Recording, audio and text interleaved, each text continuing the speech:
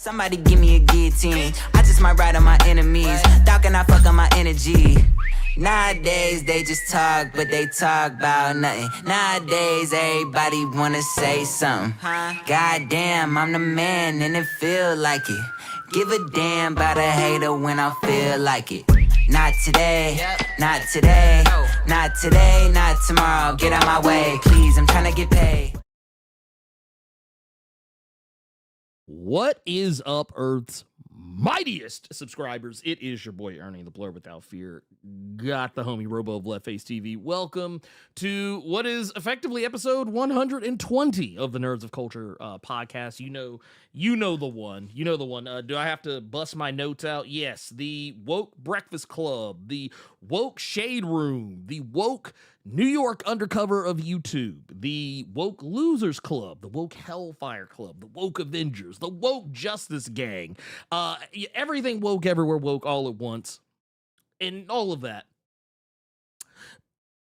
with a dash of Sasson. Yeah, I think honestly, you know what? I think we're gonna add the Woke Masters of the Universe to that as well. We can add. I'll make a note.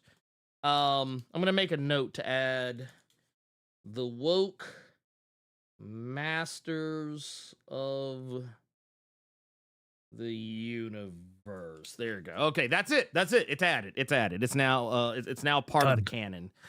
How are you doing? How you doing? What's going on? I'm doing well. You know, there was a point in my life where I stayed up playing video games with my friends until 5 a.m.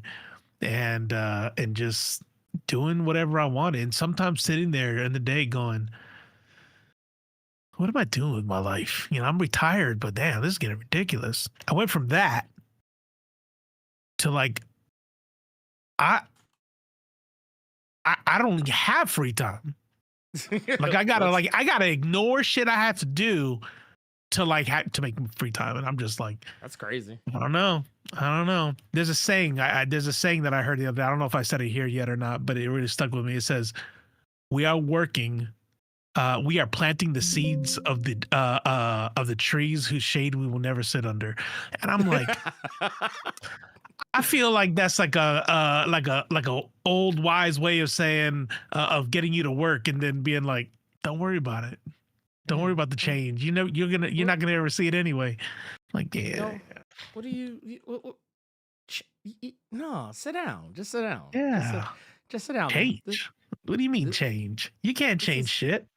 This ain't for you. This ain't for you. This is. It's above you now. It's above you now. Yeah. You know what? I'm just gonna become religious again and be like, yeah, you know. He works in mysterious ways, you know? I mean, yeah, right? It's not in the plan. It's not in the plan. Won't he do it, man? Wait, the woke, fresh, and fit? I'm not going to hold you. I kind of like that. We might have to, we might have to co-opt that. The woke and preach? Yeah, that too. I mean, you're not wrong. But we're both thick boys, so yeah. We need Chris back so he could be the which one's the skinny one? Abba or Preach? I don't know. Oh, Abba's the skinny one. Abba's no, wait. No, actually, I might have the. Can I keep it real with you? Like, I used to watch those dudes like way back. Nah, they got But like I'm talking like early days. Like I used to just because sometimes they would be talking about some shit. I'd be like when they were shooting across the barge. I was like, okay, yeah, go get them. But whenever they would get on like their weirdo like pseudo intellectual hotep bullshit, I'd just be like, yeah, man, get these motherfuckers away from me. I will there came a point, and it didn't take long for me to figure it out. But at one point, I would just see their videos and just be like, these buck dancing niggas. Yeah, that's basically where I was at with them. You know what happened? Where I was at. We outgrew them. Yeah, no, that's fair. That's literally what happens. There was this this atheist, like back when I was like, you know, this is maybe 5-6 years ago now, when I was like man, I'm an atheist. Like I don't actually believe Yeah. this shit. What the fuck? Right. And so Yeah. I started listening to a lot of stuff, and I can't remember his name right now. You've definitely heard his name before, but he was really big on like atheist debates and atheists breaking it down and why it doesn't make any sense. Yeah. And I'm like, man, this dude's dope. Yeah, hell yeah. And then he puts out some shit like and Islam is the worst religion in the entire world, and Arabs are this. I'm like, oh, yeah, like Sam Cooke, maybe? Nah, I don't know what his name is. I'm gonna find him now. But anyways, sometimes you just outgrow people, you know? Well, I want to take it here because this right here pretty much encapsulates how I feel about Abbott and Preach. It says Abbott and Preach be almost woke. They skirt right up to the line. Yeah. And then they hit you with that hard break. Yeah. They hit you with that hard break. But yeah. And this is where it starts. It starts here. That's it. It starts here with and really on misogyny in general. You know what I mean? Mm-hmm. And then continues on to transphobia. Mm-hmm. And it sucks because, you know, there are a lot of almost woke people out there that are, you know, I'm like, yeah, what are you gonna do? You know what I mean? Maybe they say the R word, or maybe they're just like, maybe they do a little funny about neo-pronouns or something, right? But everything else they're on board with, and so you're like, yeah, I didn't really like that joke, but you're still cool, I guess.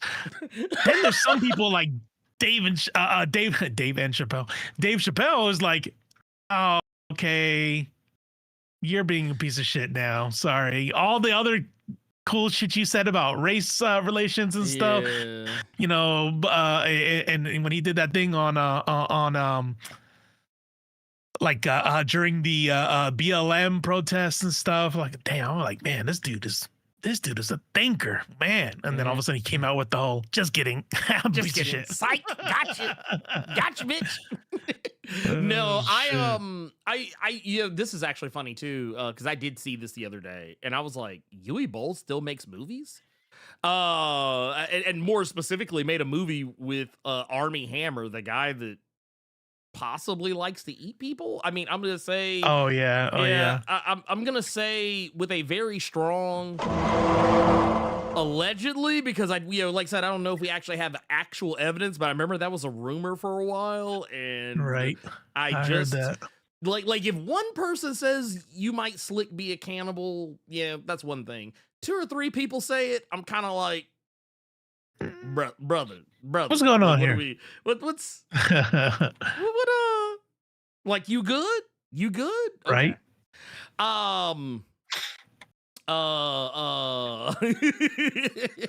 But no, this right here was hilarious to me. Okay, yeah, because ABBA. So basically, yeah, what Antoine's talking about right here. I don't know if you knew about this, but you know how like apparently with Fresh and Fit, and I think it was Fit who apparently had a baby mama or some shit. Or maybe it was Fresh. I honestly never really know those two dudes. I'm actually almost positive that it's the dumb one. It was the dumb one. It was the dumb one. And then the less, or you know what? No. Because technically, I'm gonna tell you what they are. They're both dumb. But one of them appears to be smarter than the other, but that's like saying that this pile of shit over here smells less stinky than this pile of shit over here. It's still shit. Like in the words, and there are. Oh no, I was gonna say, in the words of Dr. Kaori Knight, they are wronger niggas, is what they are. They and when you have one wronger nigga and another wronger nigga, like basically one wronger nigga, plus another wronger nigga, only they don't cancel out. No, they don't cancel out. It adds up to an even wronger nigga, is what it adds up to. That's right. But no, but basically, yeah, one of the actual like really dumb one apparently had a baby mom out there that basically they had blown off and completely like honestly acting like very fucked up towards. And while Abba and Preach were out there talking cash money shit about, see, man, you need to take care of your kids, you do this, you do that, then it came out like, oh wait, what are you Them niggas is doing the same shit. Uh, Wait a minute. Hold on, isn't it Pippin. always that way? It was like the call is coming from inside the house. Damn. Which one was it on Abba Preach? ABBA. It was ABBA. The Afro dude. That Okay. guy. Okay, yeah. Not the locks guy, but the Nah. yeah, not the The funny one who man. looks like It's always God, the man. intellectual too. It's almost always the pseudo intellectual, but yeah. right, because Yeah. like they want to put on airs, and it's like, why are you putting on airs for? You know what I find? Sometimes the more upfront somebody is about their piece of shitness, Mhm. the chances are they're probably not as bad sometimes, you know what I mean, as far Yeah. as like what they say they'll do, and like probably no, I won't say that, but yeah, the ones that are like even worse are the ones who appear like they're not that way. I'm like, Yeah, no, 100%. yeah, 100%. you're Like sus. You're sus. it's like, look, brother, you are for real on the sus train. Like we Yep. gotta, like, all aboard. Wait, what was that song? The Toxic Gossip Yeah, Train. talk to gossip train. It's funny how the hits just keep on coming back around, man. It's Yep, crazy. yep. But no, I just wanted to yeah, I don't know, man. I find all of this stuff incredibly interesting, and it all makes me smile. It makes me laugh. Just because people, if you give people just long enough, people who have something to hide, they will almost always 99.999% of the time they're going to tell you who they really are. That's right. 99.999. That said, before we actually get into the main thing that I'm sure everybody wants us to talk about, but before we do that, there is something that I want to do right quick. This is kind of a little bit of an aside, but I was debating whether to make a video about this or to talk about it here because it's kind of the best place for that. But Robo, I don't know if you know this. And I don't imagine that you do, but if you do, then that just works out even better. But recently, one of my least favorite people, they apparently got a gig working at Marvel. And that's none other than the legendary John Byrne. Basically what happened was John Byrne, he got a gig doing X-Men Elsewhere. This is basically like, it's effectively fanfic because this was at a time when John Byrne was only an artist really on the X-Men when he was working with Chris Claremont. Not to say that he wasn't co-plotting, but I mean, really, at the end of the day, Chris Claremont was steering the ship probably more than just about anybody else. And it was basically all stuff that he would have done like back when, if he were still working on the X-Men at that point when he would have left. He went on to do like Fantastic Four and various other things. I think one of his most notable works was other than Fantastic Four was Sensational She-Hulk, and he did Namor and a bunch of other stuff.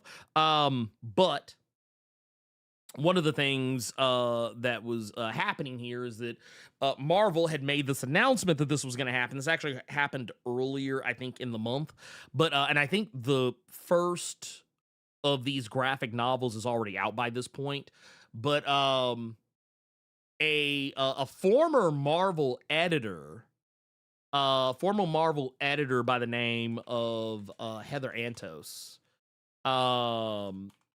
she basically called for the cancellation of one John Byrne. And here I'll pull this up so you guys can see what's what. But and here let's zoom it in a little bit. You can see it here. Heather Antos, which by the way, for anyone who's curious, like I said, former Marvel editor, currently editor at IDW. But yeah, this was announced, and and honestly, I think what she said was 10 out of 10, no notes. During Pride Month, really, Marvel, do not buy this comic. Now, this did slick backfire because the book sold out. But usually when you try and cancel something or boycott something, it usually just raises people's curiosity. Something that I have had firsthand experience with myself. That said, it goes a little bit deeper than that. If you're wondering why this is a big deal, I would forgive anyone who doesn't know. But the thing that John Byrne's been hit for pretty hard is that he is transphobic. And we know this because he's been transphobic on his own website. This wasn't just something that was on Twitter or on, Threads or Blue Sky or something like that. This was all shit that he has said on his own fucking website. He has, made remarks about transgender people being mentally ill, comparing transgender people to being no better than pedophiles, and even in some cases comparing them directly to pedophiles. It's all pretty damning shit. He is and I will say this, he does get a lot of credit for introducing characters like Northstar, who is one of Marvel's earliest depictions of an openly gay man. Though if you really want to keep it a buck, Northstar was only openly gay after John Byrne had long left the Alpha Flight title. I think Alpha Flight, I want to say John Byrne only wrote the first 28 issues of Alpha Flight. And he doesn't get credit for that at all. Yeah, supposedly it's debatable. Honestly, Northstar is kind of like by 80s, whatever standards, you can look at Northstar and kind of be like, yeah, dude's probably gay. But like, he wasn't openly gay until like way fucking later. That sounds like a Magneto was always Jewish kind of thing. It is. It really is. Like, and here's the thing: the guy who actually wrote the issue where Northstar was more openly gay was Scott Lobdell, and fuck that guy. But I mean, hey, I give credit where credit is due. But that said, this is a guy who has, and here I'll pull this up because I think I have the article here where they kind of go into it. This right here in 2015 on the same message board, Byrne expressed confusion about Caitlyn Jenner. I consider myself a pretty worldly guy. Not much surprises me, but I just read that Caitlyn is foregoing the unkindest cut of all. Basically, she's she's keeping his penis. Their words, not mine. So explain this one to me. How does this make her, quotey fingers, something other / more than a man in drag? Seriously, inquiring minds want to know. Going on to talk about how does one live as a woman? And not being able to understand what it means when people say that they feel like they were born the wrong gender, or people dealing with gender dysphoria, things of that nature. He has been very dismissive of that.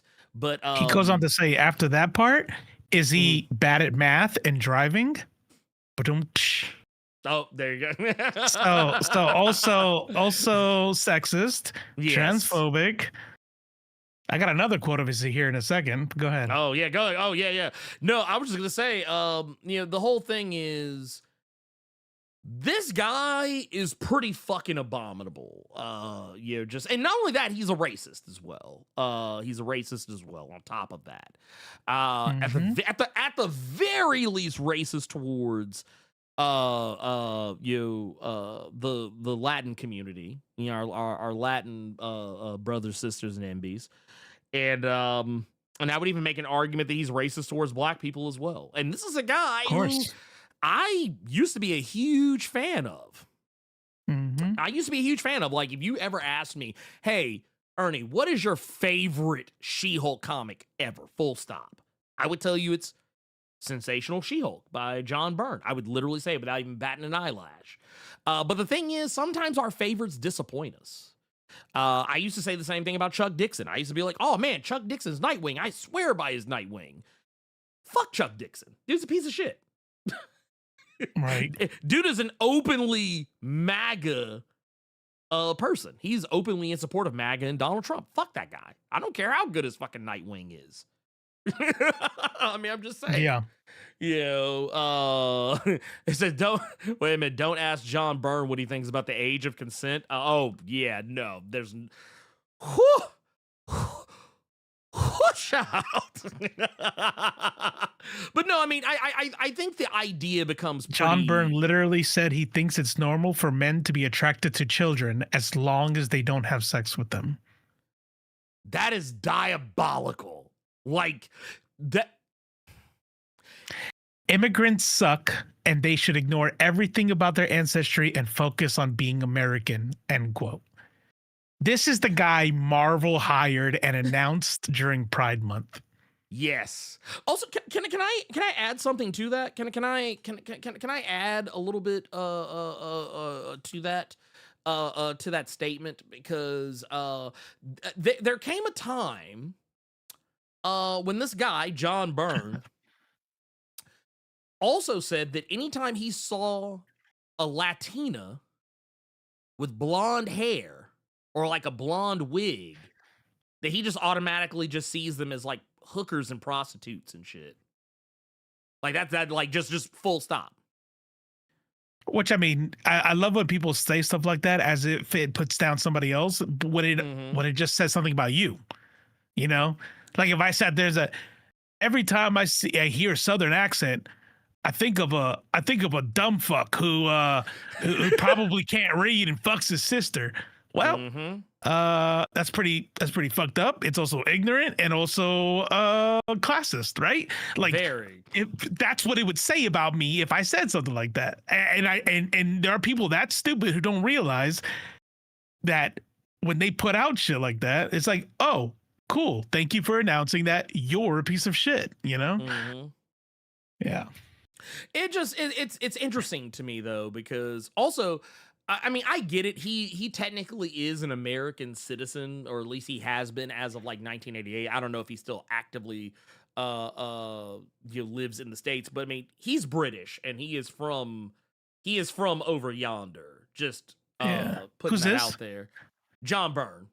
Yeah, John Byrne by way of Canada, now an American. So yeah. And you know what I find awesome. You know what I find interesting about that is it's always Canadians. Like, it's always Canadians who become American citizens who have the most opinions about how people should be Americans. Is that because, I mean, think about it. What's the boy? Crowder. Crowder. Same thing. There's quite a few like political commentators who aren't actually from America. Like, they're all people who either immigrated here or they still live in Canada and talk from across the fence and be like, you guys just aren't good Americans. Like, I don't know, if I was there, I'd be a good American. Like, they do that shit. Sorry, and somebody has to say it. Right. It's great. Yeah, right. Man, I don't know what you guys are talking about. I don't know what you guys are talking about. But what does Drake say? What did he, like, instead of bruh or something, he calls him, God, what does he say? I gotta look it up now. It's like a word. It's a Canadian word for like, like bro or something like that. Oh man, it sounds ridiculous though. It sounds ridiculous. I've always been partial to bruv. I always like bruv. I like bruv. Brody. Yeah. Hey, Brody. Oh, Brody. Yeah, Brody. Yeah. Oh my God. Crody. Yeah. Oh my God. I hate it here. I saw some Canadian dude be like, oh, you're for real, Brody. You're a dweeb. I'm like, oh my God. Get out. Only in Canada was some dude trying to be thug use the word dweeb unironically. And you know what? I want to say something. We shouldn't be surprised that John Byrne is who he is, because the more I've looked into him, and this is his own admission here, he considers himself center right. He literally considers himself center right. Who's this? John Byrne. Same guy we've been talking about. Center right, my ass. Yes. First off, there's no such thing as center right. Right. You're just right wing. Yeah, you're just right. Just okay. Center right is like saying that you're center left. There is no center left. Yeah. You're just in the first off, being a centrist by definition means you don't look, if you think even if anyone in the chat, I don't know who here, let me get my napkin. Let me get my napkin so I'm gonna hold your hands with the napkin in between. If you are someone who thinks that you're center left or center right, I'm here to tell you right now, that's make-believe. That's cope. You're just a centrist. There's no such thing as center left. There's no such thing as center right. And the sooner y'all accept that, the better off we will all be. That'd be like John Byrne. I'm quasi pedophile. Right. Quasi pedophile. I mean, I'm only wait. He'll be like, what was that shit that Megyn Kelly said? She said, "Dude wasn't." She said, "Epstein wasn't a pedophile. He was a hebephile." Oh, hebephile, yeah, hebephile or whatever it is, yeah, some shit. I was like, man, get it bullshit right. out of my... Wait. Here's the question though: is it underage? Oh yeah. Okay, pedophile. Yeah. Thank you. Yeah. Thank you. I love this. Reddit. You know, Reddit stays winning sometimes. One of the comments is like, "Good for him." Good for him. I wonder how many characters he'll make pedophiles. And then somebody commented, "Well, at one point, Gene gets regressed to the mind of a child and still gets back together with Scott, if that counts." Yes, the fuck it does. Yes. Yes, the fuck it does. Yes. Yeah. Good job, John Byrne. You got your little fantasy put into paper because the body is an adult. Who cares? That's what you would rather. You would rather be able to have somebody childlike so that you can do what you need to do because you're a predator. Right. Good job, Marvel. So basically, good job. For those who don't know, just in case if y'all have never heard the term before, hebephilia is people who like children between the ages of like 11 to 14. Right. Just FYI. Just FYI. Yeah. Whereas, pedophilia is generally seen as like younger than that. But I mean, let's keep it a stack. That's just pedophilia by another name. I'm sorry. It just is. So there you go. Yeah. Like that just like I'm sorry. The second you start trying to sanitize your fuckery in that regard, I can't fuck with you at that point. I just can't. Yeah. Like imagine having a growth in your brain and you're like, yeah, I have cancer, brain cancer. And somebody's like, actually, it is a blah, blah, blah fucking, growth that it's not actually a cancer.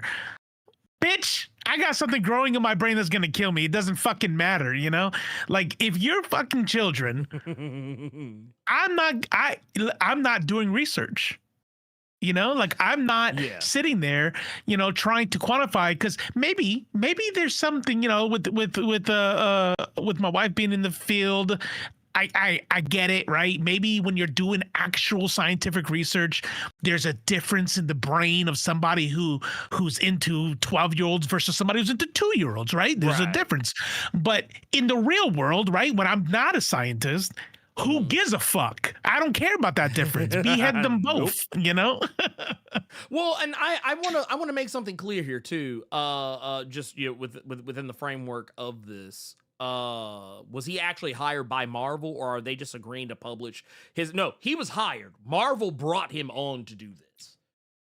They brought him on to do this. There are going to be 3 total graphic novels. One of them has already sold over 25,000 copies. They had limited to a 25,000 copy print run. It has already sold out and gone to print a second time. So I mean, my thing is this. Me personally, I just want to limit the number of people who could be attributed to that 25,000. Just if I can do anything, personally, absolutely. I don't think that like I have the kind of stroke to cancel John Byrne. I don't. I'm just going to be real with y'all. But I do feel like if I can prevent someone from going down that path and supporting somebody who is a slick pedophile versus you also being a transphobe and a pedophilic, racist, transphobe, dude, misogynist. Like he's hitting them all. He's like, check it. He's like whack-a-mole, whack-a-mole. And Marvel's like sitting there like, all right, let's give the guy a chance. Let's give him a chance. You know what it reminds me of? Did you ever watch? There was a RDC World skit that came out, like, this was like a ways back, to kind of give you an idea. This was back when we're talking back when what was the guy's name? Was it Ezra Miller? Was it Ezra? Yeah, Ezra Miller was the Flash. Oh, right. It goes back to then. It reminds me of this shit right here. They were like when they were doing the skit, talking about how DC was handling the whole like DCEU and Ezra shit. They said they were like, look, I know he's problematic, but I'm gonna use him. Which, by the way, to be fair, they are they them. But I sometimes forget that. But honestly, at this point, no, I said M. I'm gonna use M. I'm gonna use it. Yeah. but the reality is that and this is one of those rare instances where I've actually seen Ezra do this. Where whenever they would get caught up in some shit, that would be the first thing they would throw up. Always. I remember watching that. There was like it was not a dash cam, but like a body cam video they had where they were being arrested and like trying to dance and tap dance their way out of the issue they were in. And which, by the way, in the case of Ezra, that motherfucker is a whole groomer, and I'm not even going to use the allegedly with that because I mean the facts are literally right there. But that's another story altogether. But yes, also I like this right here. Being a centrist just means that you're a racist, but not brave enough to call me N-word to my face. That is also true. I feel like what you'll do is you'll wait till like they'll wait till you walk away and then be like, nigger. And then you'll turn around and be like, oh. You know what a centrist is that, right? Yeah, but a centrist is kind of like a libertarian, like an American libertarian, where, bro, just say you're conservative. Just say you're conservative. You like conservative values. Just say it. You know what I mean? Maybe you like to smoke weed too. Maybe you think we're a little hard on gay people. You know what I mean? But you're a conservative. You know, but you're a bitch. Yeah. You're a punk about being able to admit that. Yeah. I also like this one. He's the EGOT of white bigotry. I like that. Nah, for real. Yeah. He's the Bo Nose of bigotry. It's like, man, I can play football, basketball, rap, and dance. I could do it all. I can do everything, man. Quadruple threat. Threat. I love when people use identity. Mm-hmm. Oh yeah, go for it. I like that. Yeah. Oh, he's like. Well, I thought it was even more funny just because of where it's coming from. This is Fluminum. Says Peace Brothers of the Woke just dropping a little some for the collection plate. Also, thank you for That's that. 1999. Canadian super chat. Oh shit, yeah. Damn. See, Damn. Hey, Yeah, my bad, look. man. Was that before or after? It was at the same that time. before? It was at the same time. I mean, hey, yeah, it's what it is. Look, Yeah, hey. But hey, y'all, I just want to say I apologize. I was a different person back then, and yeah, I've grown. I've grown, and you know, I grew up in a really hard time. People didn't really like me growing up, so all I had was to pick on Canadians. You know. This motherfucker right here. But no, but no, in all seriousness, so I always kind of look at it like you know, like when you have like women that you're friends with online and like you see them talking about, man, these motherfuckers, these men, they ain't shit. Men are terrible. Men are trash. Men are this, men are that. And then like you always have that, look, and I'm that guy. No, I'm not. Look, I'm that dude. If I see that show, I'll be like, you right. Yep. Like you'll never catch me being like, man, why are all these women talking shit about us, man? Why don't they? Man, it ain't all of us out here in these streets fucking up. I'm like, no, it's all of us. It's all of us. It's all of us. I mean, it's every one of us. Like you got a whole barrel of snakes. Yeah. You know, you got a whole barrel of snakes. There might be one that like maybe they're defanged, maybe they're not venomous. Who knows? But there's definitely 100% chance that some of those snakes are venomous. Yeah. That whole barrel. Yeah. You know what I'm saying? You know, you even take me. Like I just use myself. Fuck talking shit about anybody else. Yeah. Take my entire life, and I spent more than half of it being a piece of shit. You know what I mean? Like, same. Fuck men. You know, like, oh, cool. I turned a leaf when I was 35. I am glad I turned a leaf, but goddamn, I was a piece of shit for more than half my life. So, why would I say that men aren't shit? Of course, they're shit. I can say that at least half of my, like at the very, like I'll be generous to myself and say maybe like a little less than half my life. I probably like, it's always felt like you know what it was. I feel like I'll go as far as to say like I don't think I was ever like super problematic, but like I definitely think that I was one of those guys, kind of like what we were talking about earlier.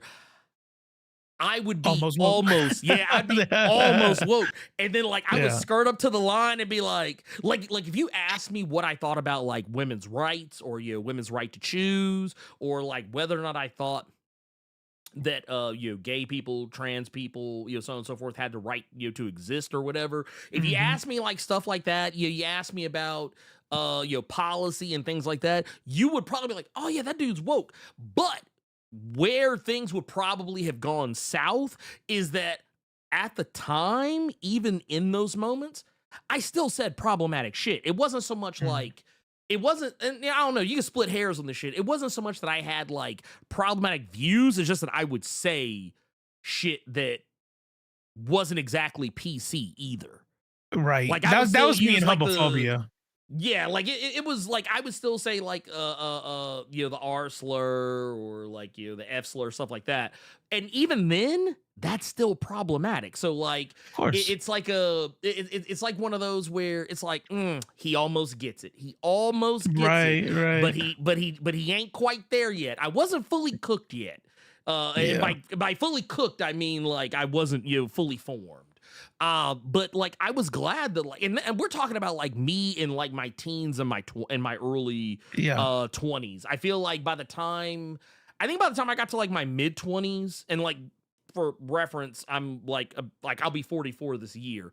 So I feel like when I kind of got around like 24, 25, I feel like that is kind of about roughly where like I kind of figured out that wasn't okay. Like I kind of started to wake up.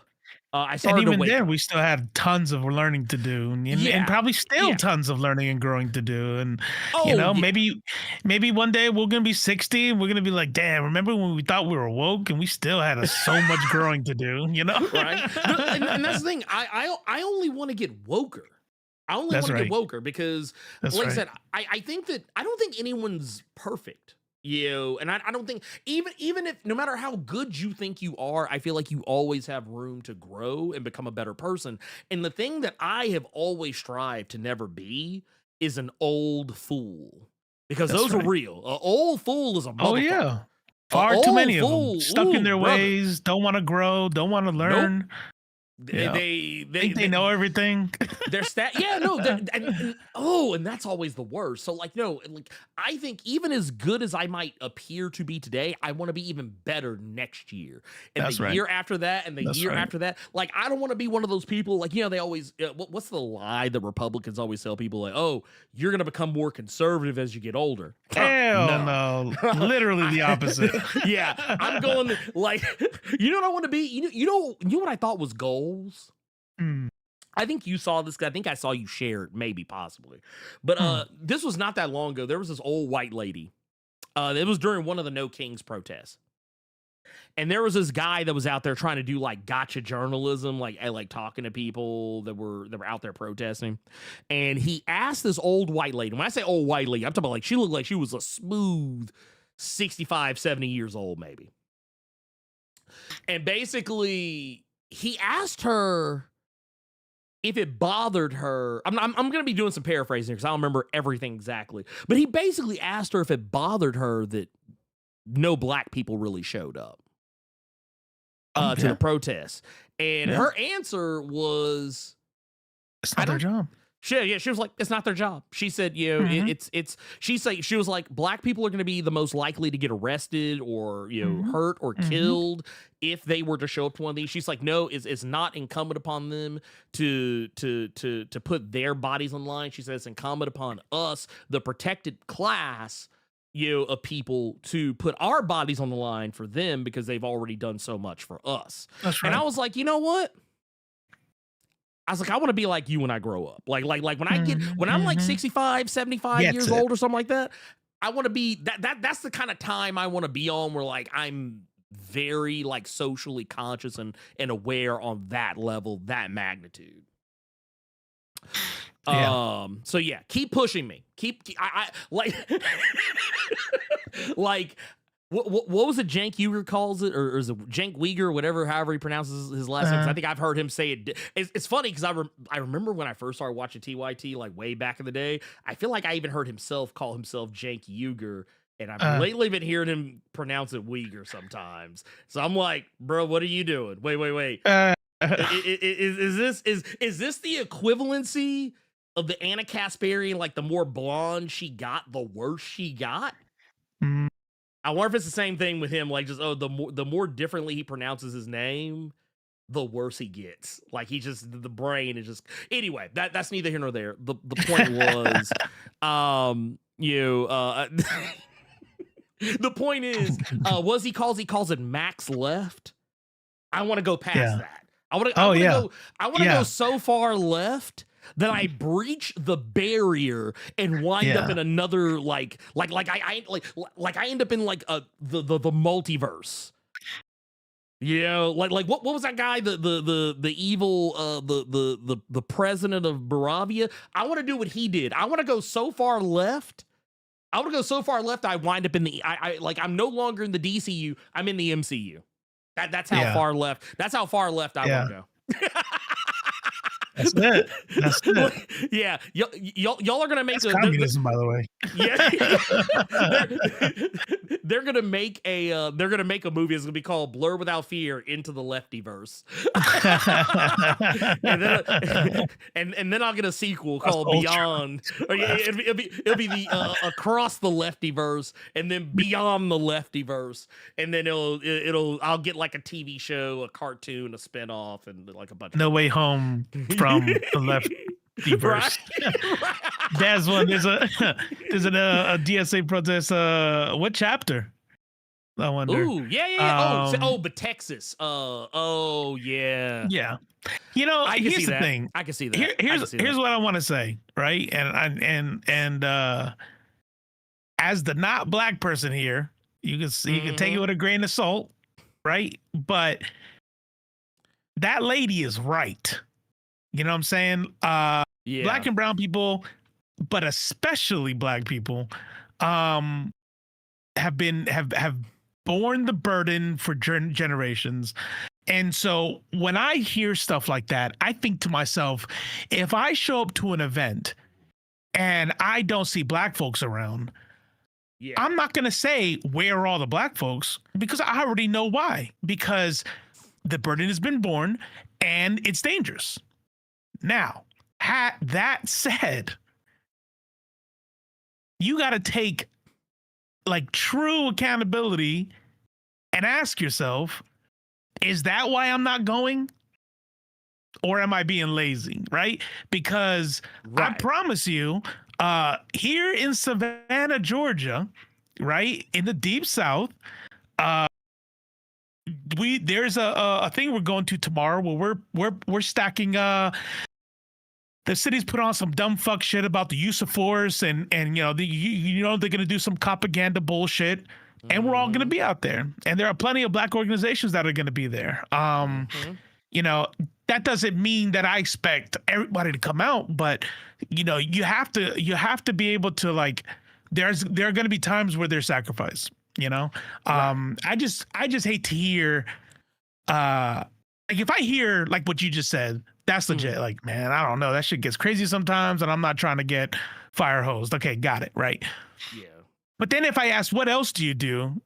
And it's constantly like, oh, I don't do this, I don't do that. And my grandfather did this and my grandfather done that. I'm like, okay, so you don't do shit.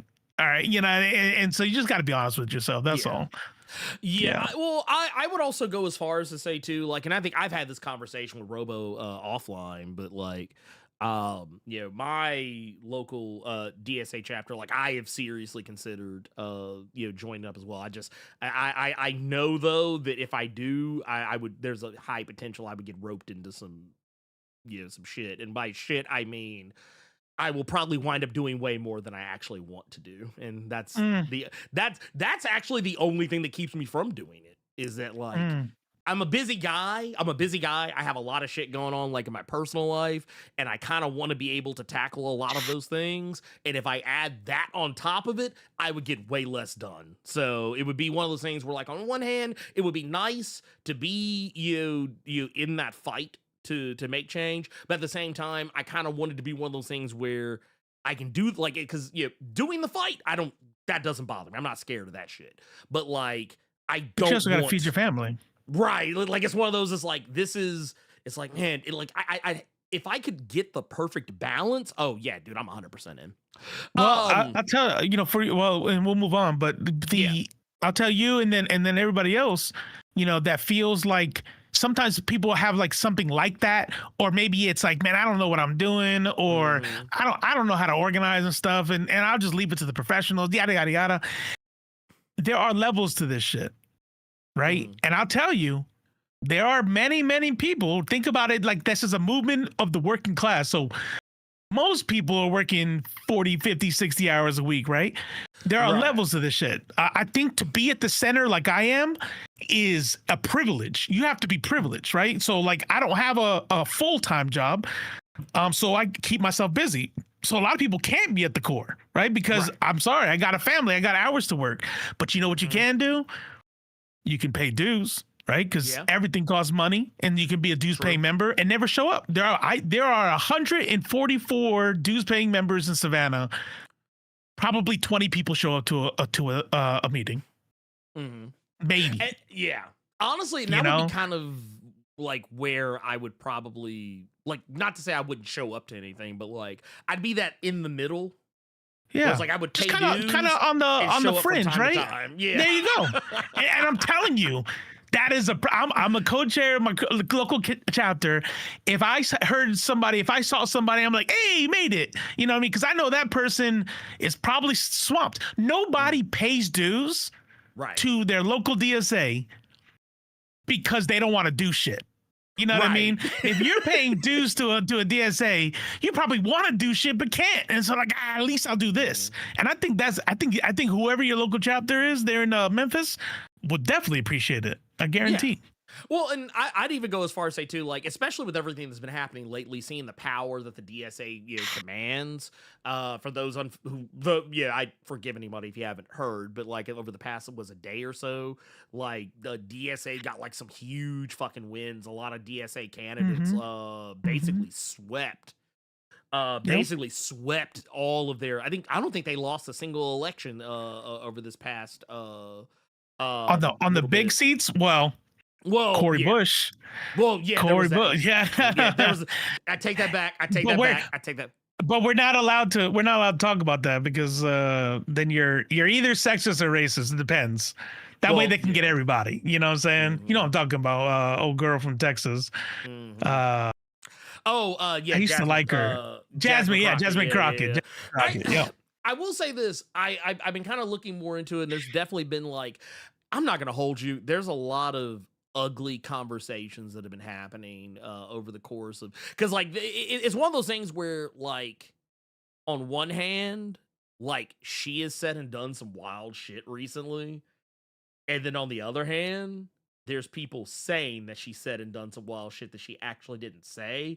And it's one of those where it's like two things can be right or wrong at the same time. And that's kind of how I feel about Jasmine Crockett. I'm like, man, What? Here's what. no, just saying, I really liked her, but then like the stuff that she actually did say and do, I don't fuck with. Yeah, she there's actually went to Israel and she actually showed up to old dudes, Corey Bush's opponent, and said, "This is the guy we need," right? And Yep. because her office didn't put out an official endorsement, then says, "I never endorsed him." What the fuck does it? What do you think? like- This is the guy we need. You showed up to his thing, who's an APAC funded dude, and so you know how we talked about there's no such thing as the center, you know, right? Or there's no center right, center left, and then I said that centers are just cowards, right? You know what she is? She is a Zionist. Yes. Who knows that is a death knell for many of her constituents, and so she doesn't want to touch that rail. But she went to Israel. She backed the APAC lead dude over a black woman, right? Because everybody wants to talk about the fact that this is all about racism and sexism. That was a black woman who was a leftist and an anti-Zionist. And an anti-Zionist, yeah, back endorsed by the DSA. And you choose the Zionist, the apex under? Yeah, like come on. Yeah, it's like the thing I hate though is that like there have been some things that people have tried to put on her that aren't true.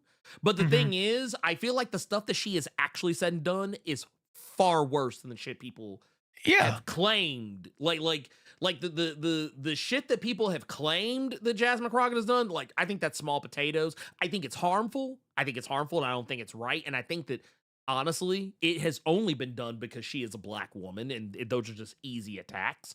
But the thing is, she has said and done enough on her own, like shit that has actually come out of her own fucking mouth, her own actual fucking actions, and it disappoints me because I'm like, dude, you should be better than this. But I will say also that I do kind of feel like fame fucks with people, and Right. And the thing is, the reason why I can say that is because we kind of saw it happen with AOC. Yep. That's why there is a group of people. Okay. Yeah. No. Because I think you're about to hit the nail. When you join, what do they say? When you stare into darkness, the darkness stares back at you. Blah blah blah. Right. There's a couple different groups in the lefty verse, right, as we called it. There's no longer exists. It's just the lefty verse. The lefty verse. There's what's called clean breakers, and then there's dirty breakers, right? And then there's like another one. So and then there's fuck, I don't know what it's called, but basically you have groups that want to groups that want to infiltrate the DSA. I'm sorry, infiltrate the Democratic Party, and then change the Democratic Party to fall in line with like leftist values, right? Yep. That's the one group. Then there's the join the Democratic Party and build your clout and resume, and then break and start your own party. And then you have the clean breakers that are like, fuck the Democratic Party right now. Start your own party. Yeah. And so I'll be honest with you, the only idiots in that story to me are the people who think that they could change the Democratic Party. Right? That shit is it's decades and decades and decades old, and billionaires own that shit. I don't think you could ever change it from inside. But I do empathize with the idea of the fact that we are in a two-party system, so you kind of are almost, depending on the state, on how they, do ballots, you have to kind of join the Democratic Party, but me, I cannot wait for the day for the DSA it had to be a decent, you think of the Communist Party of America, you have the other, what's it, the Party of Socialism and Liberation or some shit. Yep. Yeah, but you don't have any power. Well, So. I think when you're at like the local level, like small government level, I think it's perfectly viable to run as independent because a lot of people do win. But like once you get into that upper echelon, when you start running for like fucking governor, like senator, House representative, all that shit, when you're running at that level, I feel like you do eventually at some point need to skew one way or the other. But here's one thing, and I do think we're at this point where we can break away from that. Is I feel like in an age of AOCs and Zoran Mamdani's, and Ayanna Presley's and Ilhan Omar's, Rashida Tlaib's, and so on and so forth, I do feel we're at a point where you'd be rolling the fucking dice. Please believe me when I say you'd be rolling the dice. But if you had a motherfucker like a Zoran Mamdani or an AOC who ran independent, I don't think they'd split the vote. I think they'd actually stand a chance of winning. Yeah. Like it would be, it wouldn't be like, I'm not saying it'd be like a clean sweep or fucking landslide, but I think you'd be way closer than anyone has ever fucking been before. If you get, because, and like I said, talking about the fame of it all, Jasmine Crockett became one of those people who, like, her politics became popular, her personality became popular. She became her like willingness to attack Trump. Yep. Right. And thing is, I heard somebody say this the other day, and it's problematic language in some sense, but like it does make sense. There are different people who play different roles in the realm of politics. There's people who are good attack dogs, and then there's people who are good policy people. And I feel like at one point Jasmine Crockett was a little bit of both. But I feel like with the memification of her and how popular she became because of her personality, I feel like she became a better attack dog than she did a policy person. And that's okay. There's nothing wrong with that. There is absolutely nothing wrong with being a good attack dog. But the thing is, I feel like people were also looking to her to be more than that. And then people started, I think the more popular she became, not only did her cachet rise, but people started looking into her more. And the same thing happened with AOC, where like, she was the attack dog too, but she was also a policy person. But then she kind of started being a little sketch on both fronts in some respects, because there were some people she should have been attacking that she wasn't, and there were some policies she signed off on that she shouldn't have. But that's neither here nor there. But I do think like it's one of those situations where like not backing Cori Bush. And I know why she didn't. I know why Jasmine didn't. It's because Cori Bush is anti-AIPAC. And AIPAC attacked Cori Bush before. That's why she was running for the seat, not defending it. Cori Bush literally got ousted by an AIPAC-backed candidate the last time. This was her trying to get back in the seat. And AIPAC struck again. Because it wasn't just her. What was the old boy's name? Was it Bowman? Something Bowman. Because both her and him were doing like a podcast together at one point. But they were both candidates, black candidates, a black man and a black woman who got ousted by AIPAC candidates. Like AIPAC literally spent millions of dollars to get them out of there. Because of their anti-Zionist views. But that's neither here nor there. We're here to talk about Masters of the Universe, and that's exactly what we're gonna do. Welcome to the show about comic book stuff. Yeah, you know. Hey, look, comic books. I'm always look. I am forever and always going to say, Comic books have always been, comic books have always been woke. And honestly, I hope they stay woke. That's right. I hope they stay. I hope they stay woke forever and ever and ever. Amen. And that's just remember, yeah. Remember, folks, the Great Replacement's real. Right? It's crazy, man. It's crazy. I'm just done denying it. I'm done. Oh, but no. Anyway, that said, let's talk about the movie that I said I did not want to see. That I would not see. Oh wait, that's good. Yeah. This right here. Well this done. Is great. Well played. Well played. FYI, I sent that super chat mainly comedic timing. So, hey, we appreciate with yet another $2 super chat. I love to see it. I love to see that shit. We love that here. We love that for us. We love it. Which is probably worth like $1.12. Thank you, Trump. You know what I'm saying? hey man, tariffs, am I right? Yeah, we got tariffs. Right? Tariffs are gonna make us. I'm just tired of winning. I'm just tired of winning. I really am winning. Too. well, remember what was it? He said that inflation was bad. Now that inflation is sky fucking high, it's actually he's good. Like, no, it's actually good. No, inflation's actually good. No, inflation's great.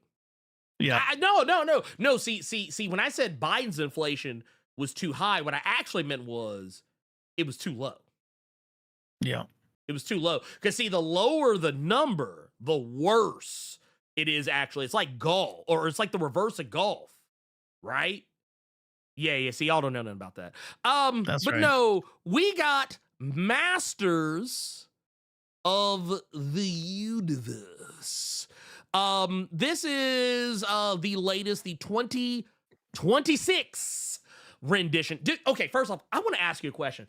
Do you know how long it's been since we have had a Masters of the Universe movie? I want to say the 80s is the last one, or is the 90s? In fact, it is in fact the 80s.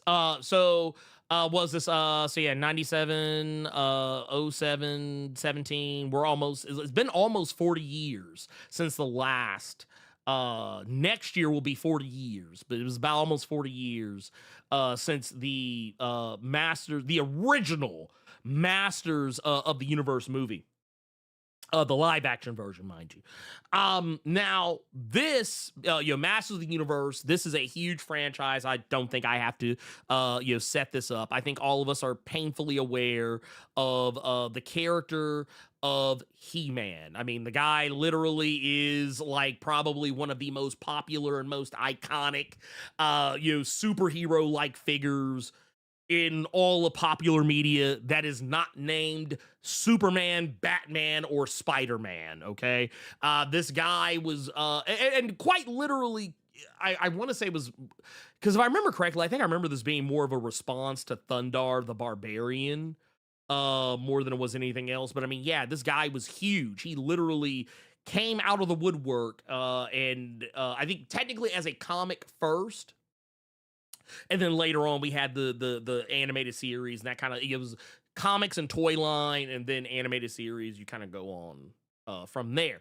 That said, Masters of the Universe, He-Man and the Masters of the Universe, however you want to say it.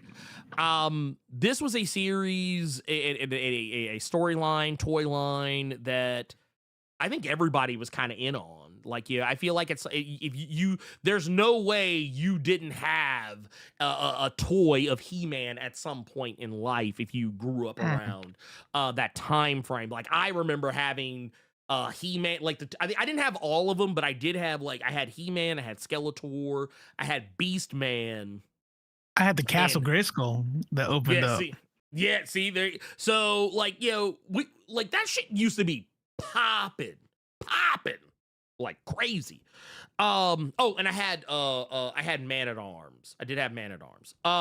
But neither I had that toy right there, that little green guy. Oh of yeah, the Cringer, cat. the battle cat. Cringer. Yeah. Yeah, the battle cat. Yeah, dude, it was great. It was good shit. I loved it. I loved the cartoon. The cartoon, I mean, let's be real. If you go back and actually watch the original He-Man and the Masters of the Universe, it's nothing to write home about. That show is Right. wild It doesn't cheeks. hold up. Yeah. It is wild cheeks, my boy. As I feel like most shit is there are some that are like, man, it's still good.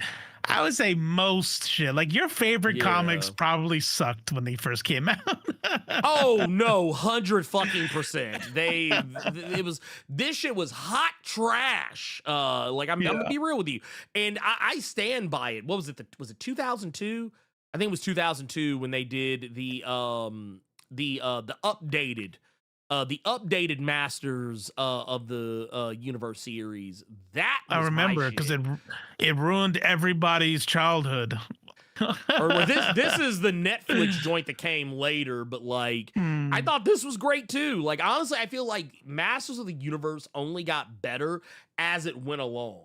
Like I say, you take that original show, I'm gonna go and say right now, I don't give a fuck what you say. Nostalgia, fuck your nostalgia. That shit was cheeks. It was cheeks. It wasn't until we came back later with like newer shit, like this right here, the 2000. This is the 2002 joint right here. This shit goated. The Masters of the Universe on Netflix that Kevin Smith put together. I love this show. I think it's great. Everything like all that shit that came before, garbage. The comics I thought were pretty fucking good, but yeah. But we were also 5. And that shit was the shit. Oh, no. Please believe. To my undeveloped brain, this was peak. Oh, no. Let me set the table for you. Let me set the table for you, sir.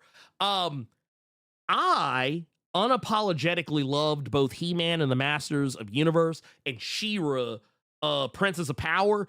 When those shows were coming back on in the 80s, I loved both of them. When this piece of shit movie, the 1987 live action Master of the Universe movie, when that came out, I fucking wore the tape out on this bullshit because I loved it so much. You couldn't tell me that the movie was awful. Now, as I got older, I understood that the movie was awful, but I still loved the movie. I watched it again. As a matter of fact, I watched it again today. And because I'm going to tell you why, because it actually has something to do with the 2026 movie. But no, when I was a kid, I thought I had peak. I was like, this is the mountaintop. This is the mountaintop. There is nothing above this. There is no other thing above where we're at right now. This is it. I was like, this is as high as I'm going to get. Yeah. That's how I felt about the Ninja Turtle movie. I almost cried. When they announced that movie. Oh, 100%. Like, dude. Like live action. Bro. This is it. This is the greatest moment of my entire life. Like I was right there with you. I was right there with you, bruv.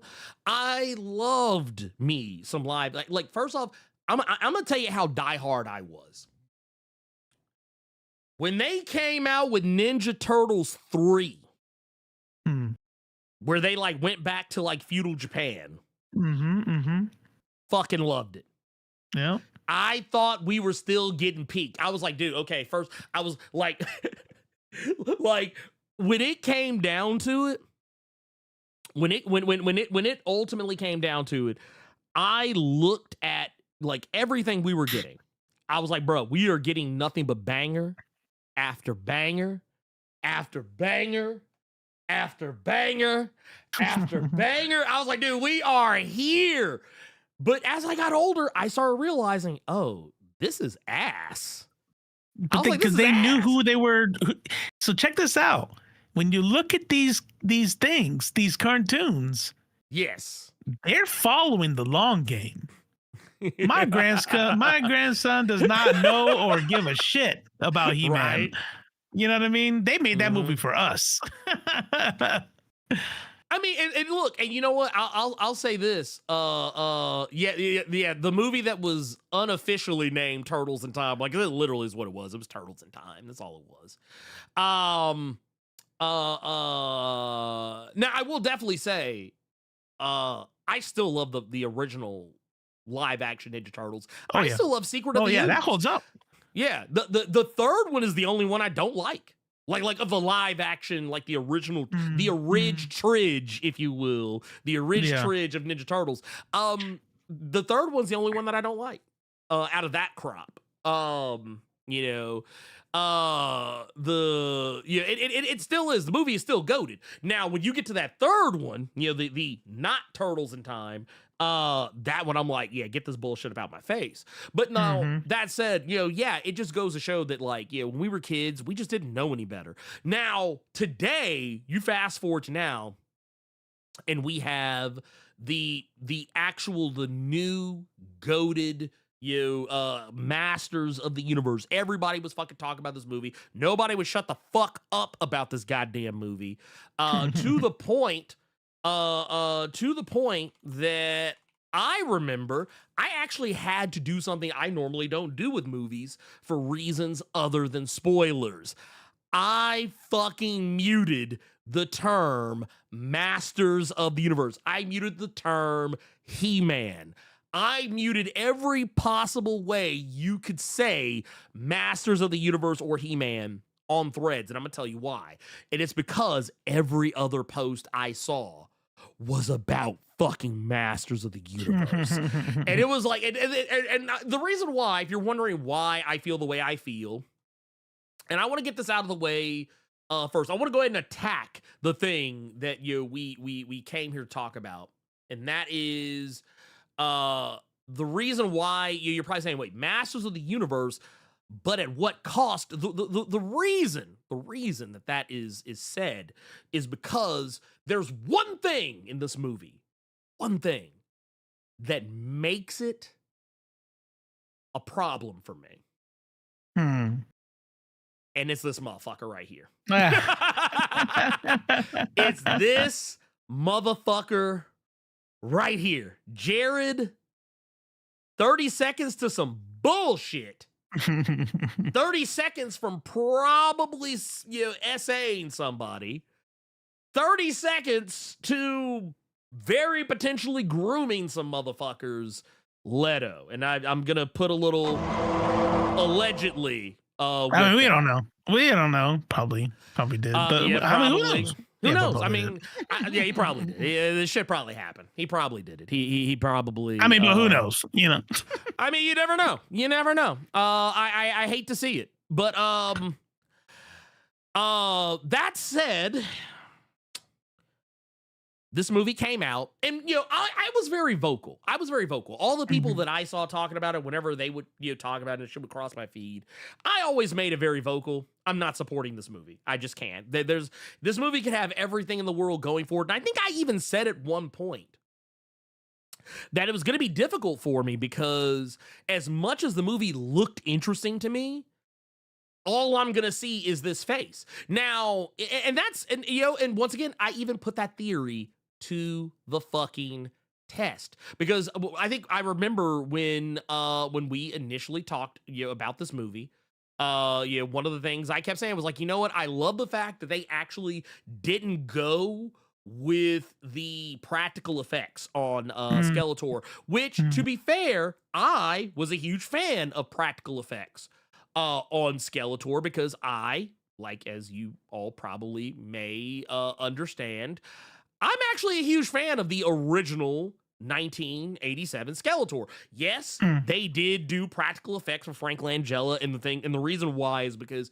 he gave such a powerful performance that they wanted you to be able to see all of the little subtle minutia in his face as he was reciting his lines. Because I will say this, that is something that, like, every time I've gone back and watched that movie, I noticed something new about his performance. Like little ways that he like cuts his eyes, or little ways that his face kind of ticks when he says certain shit. There's certain lines, like the reason why some of those lines hit as hard as they do, it's because of his face. And you can see it. You can like there. I think I forget exactly. Like it's kind of like there's a point where when they introduce the evil warriors, or in the case of the 87 movie, it's the scene where he's being introduced to the mercenaries. And there's a point where, and it's actually at this spot right here where, and you can't see it because I mean obviously it's a still image, but there's a point where in this shot he cuts his eyes a certain way after he gets done talking to them,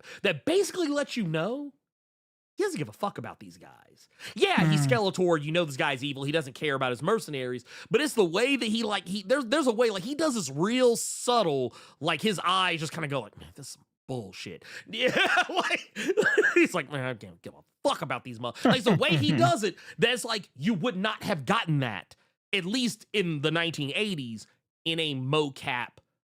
First off, it just would have looked terrible if they would have like a CGI face back then. But no, one thing I could definitely say, and this is something we mused about when we were originally talking about the trailer for this, is that Skeletor is actually really emotive in this movie. Like, scarily emotive in this movie. Like, the technology they used to animate to animate his skull. I'm not gonna lie, like, there's some parts where, like, you can kind of tell, it's like, okay, yeah, it's definitely CG like a motherfucker. Like the illusion does get broken a time or two. It does. I'm sorry, it just does. But the way that he emotes is so fucking good that it's like you can very easily be like, oh shit, yeah, this dude. Yeah, like, this motherfucker's a real one. Like I was like, I actually, I'm not gonna lie, it kind of disarmed me a little bit. I'm glad they covered this motherfucker up in fucking makeup. Or not makeup, but like in CG and like and also I was gonna say, his voice. Like you can't put any of that on what's his face, Jared Leto. No. You know what I mean? Like, man, you said, man, you see the emotion in the face, the way, the power, and you just kind of like, you could tell when he was angry. And Jared Leto has to sit there and like, that was all computer designers. That was all graphic design, Well, and something I did learn. So apparently when Jared Leto was on set, y'all know he's a method actor. He's a method actor, and that's his whole thing. That's his whole process. And that means he leaves like piling bags of shit places because he's so evil. Yeah, he's like, sending coworkers condoms. Yeah, he used condoms and shit. Yeah, I'm crazy. I'm so wacky. So apparently, the thing he did on this movie is that whenever he delivered his lines, he did it without moving his mouth. Which is kind of why when he talks, his voice sounds so weird. Now, it's also because they put a lot of effects on his voice, and I'm pretty sure they use ADR. They ADR'd in a lot of his lines. But basically, whenever he gave his lines, he apparently tried to make his voice so unintelligible that, like, so like when you see there's moments in the movie where like he's talking, he's grandstanding, he's like making these huge proclamations or whatever, to his mercenaries and whatnot. There's these moments where you see it and everyone around him is confused about what he's saying, or like there's people like kind of sitting around looking like, apparently that was by design. So and I thought it's a nice touch. We'll never see that he doesn't have lips. I think that's actually kind of cool. All right. Right. Cool little pedophile. Okay. Right. He basically and I will say this. His lines are like, I'm not going to hold you. In the same way that Frank Langella steals the show in the 87 Masters of the Universe, Skeletor is actually kind of the main character of this. That's right. He gets lots of fucking screen time. And honestly, I'll say this too, because I mean, honestly, we're going to talk about this shit. I don't give a fuck about spoilers in this, because fuck this movie, in terms of him being in it. So I don't even feel the least bit bad about it. But I will say, I was actually impressed that at no point in this movie do we ever see him as anything other than Skeletor? Like, we never see Jared Leto's actual face. We never hear Jared Leto's actual voice. And honestly, that right there makes it a 10 out of 10 movie, because I actually did, while watching this movie, forget that it was him a couple of times. Like, I would always come back and be like, oh, yeah, shit, it's fucking Jared Leto. Yeah. But it would always be after his scene was over. Like once they cut away from him and went to another scene, I'd be like, oh, fuck, it's Jared Leto. God damn it. Can we be real about something? I don't know if this is a hot take or not. No, go ahead. I want to be real about something. Yeah, go off. Skeletor steals the movie in this movie. Mm-hmm. Skeletor steals the movie in the 80s movie. Mm-hmm. I think in the He-Man universe, since its inception, at least for the 1980s cartoon, because I didn't even know there was a comic book before that, Skeletor has always been the most interesting character in that universe. Oh, yeah. Yeah. You know what I mean? 100%. He's the one who's like truly evil, and he's powerful, and he's crazy, and everybody was like, we must stop him. And that was really like, you could just sum up everybody's line was, we must stop Skeletor. And but Skeletor had like all these different plots and machinations going, and yeah. I will say there is something to say about it. Like, I want to get back to his performance too, because I do agree Skeletor is the most interesting character in Masters of the Universe. Let's keep it a buck. Because even me, I was always like, until we meet again. Like, I love that shit. I love that shit. Like, Skeletor is one of the greatest characters. Like, he's one of the greatest villains ever invented, because technically, in the original cartoon, he's kind of a joke. I don't think he's even really meant to be taken seriously as a credible threat, because he's a fucking idiot. He is an idiot. Let's go ahead and but of the idiots on that show, he is the least idiot. So that he is a competent idiot is basically what makes him dangerous. But when they came out with like the Frank Langella Skeletor, that was the first time I ever saw Skeletor as being absolutely positively frightening. This guy was nightmarish, because like he would talk very subtly. Yeah, he would keep that. He would have this very subtle cadence. He didn't sound like a psychopath. He sounded like a reasonable person. Like, dude, the guy was like, he sounded like a fucking reasonable man. He didn't sound like a maniac. Yeah, the shit he said was maniacal, but he didn't sound like, he wasn't cackling.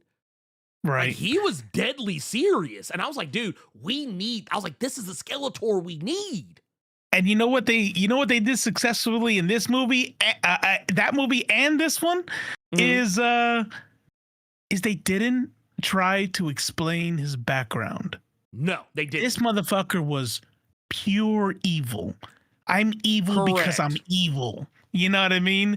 Like, you're never going to sympathize with me. I'm not going to tell you about my childhood. I'm not going to be the actual, no kidding, older brother of the king, but I was disowned. And that's why I became evil. Nope.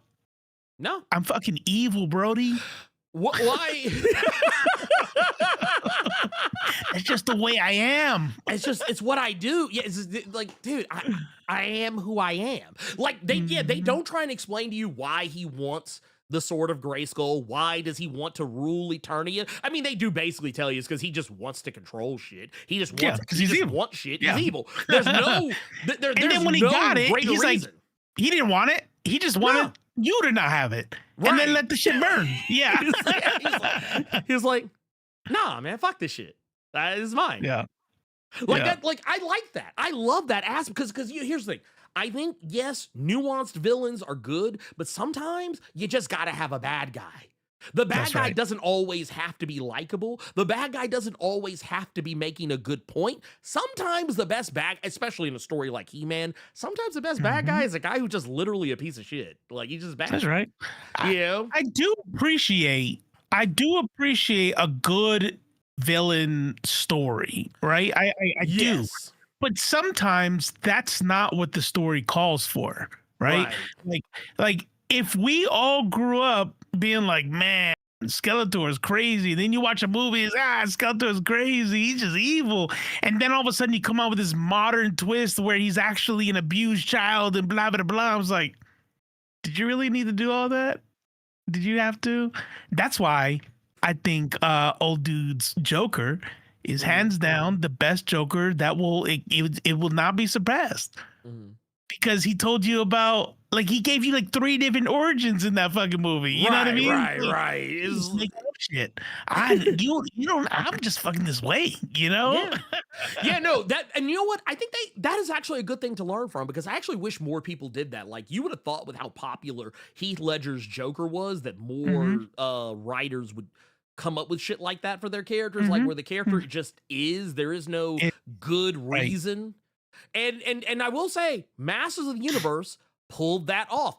Skeletor is yet again, the most interesting character in the entire fucking movie. Like, like, even to the point where when he gains the things that he gets, even when he fails, because I mean, he does fail. Like, let's go ahead and just keep it a buck. When he does actually get his hands on the Sword of Grayskull, and he's like, he tries to do by the power of Grayskull, I have the power. Like, it doesn't work.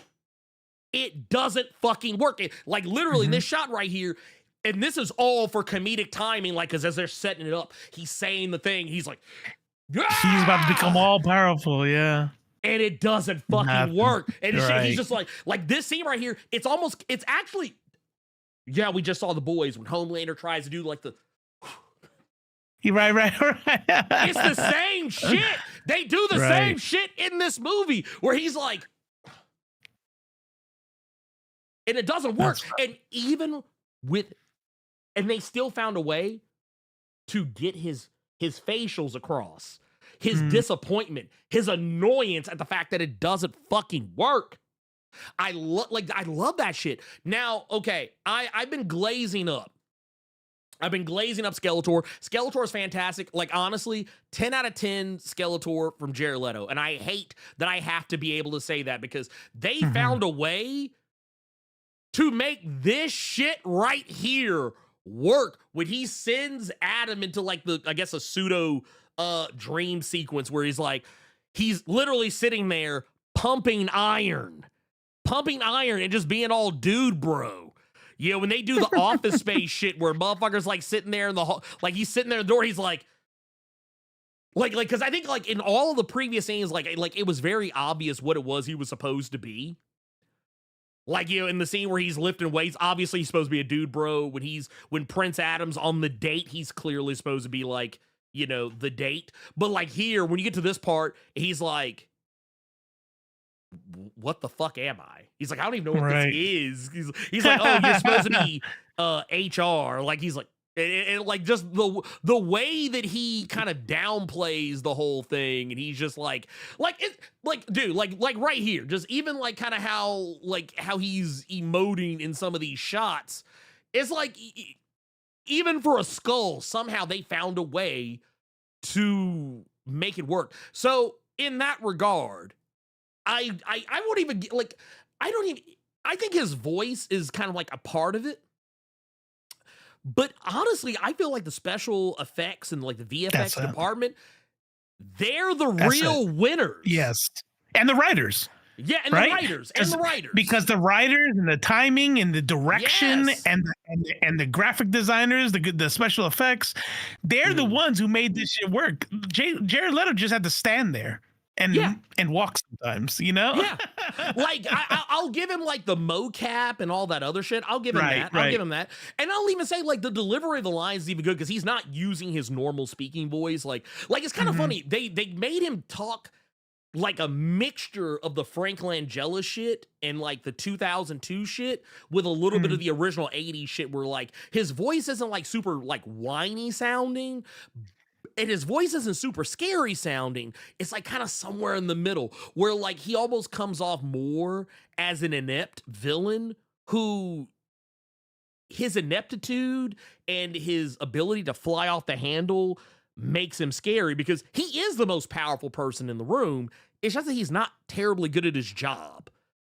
Like, yeah, he's effective, yes, but everyone's kind of like, I don't know about this dude. Like, well, like even to the point like Evil Lynn. There's those points where Evil Lynn, yeah. Which by the way, shout out to, Yeah, Kristen, whatever, it's something. Alice, no. Allison, is it Allison Brie? Alison Brie is the sorceress. No. That's the sorceress is. No, I mean the God, good one. No, The I'm talking about. Enchantress. No, this is Evil Lynn. That's not Alison Brie. Are we? Am I not understanding what you're saying?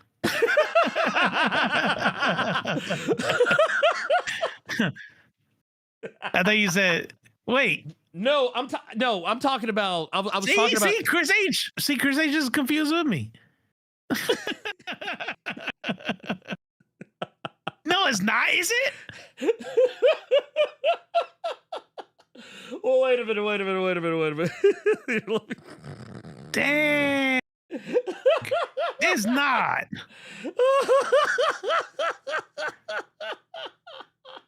Evil Lynn, it sure shit is. Yes, Evil Lynn. Allison Brie is Evil Lynn. The sorceress, the chick in the bird costume. Morena that's Morena Baccarin? Baccarin. Yeah. That's Morena. Baccarin. Yeah. You know what's funny? Yeah. So When I went to see who this was, I didn't even look underneath. I just 'cause saw you're Kristen Wiig. And I was like, oh, Kristen Wiig. And I'm like, I guess must be Alison Brie. Man, she's gotten older. So Kristen Wiig, if I Roboto. Yeah, Roboto. Yeah, that's Roboto. The big robot that this motherfucker right here. That's Kristen Wiig's character.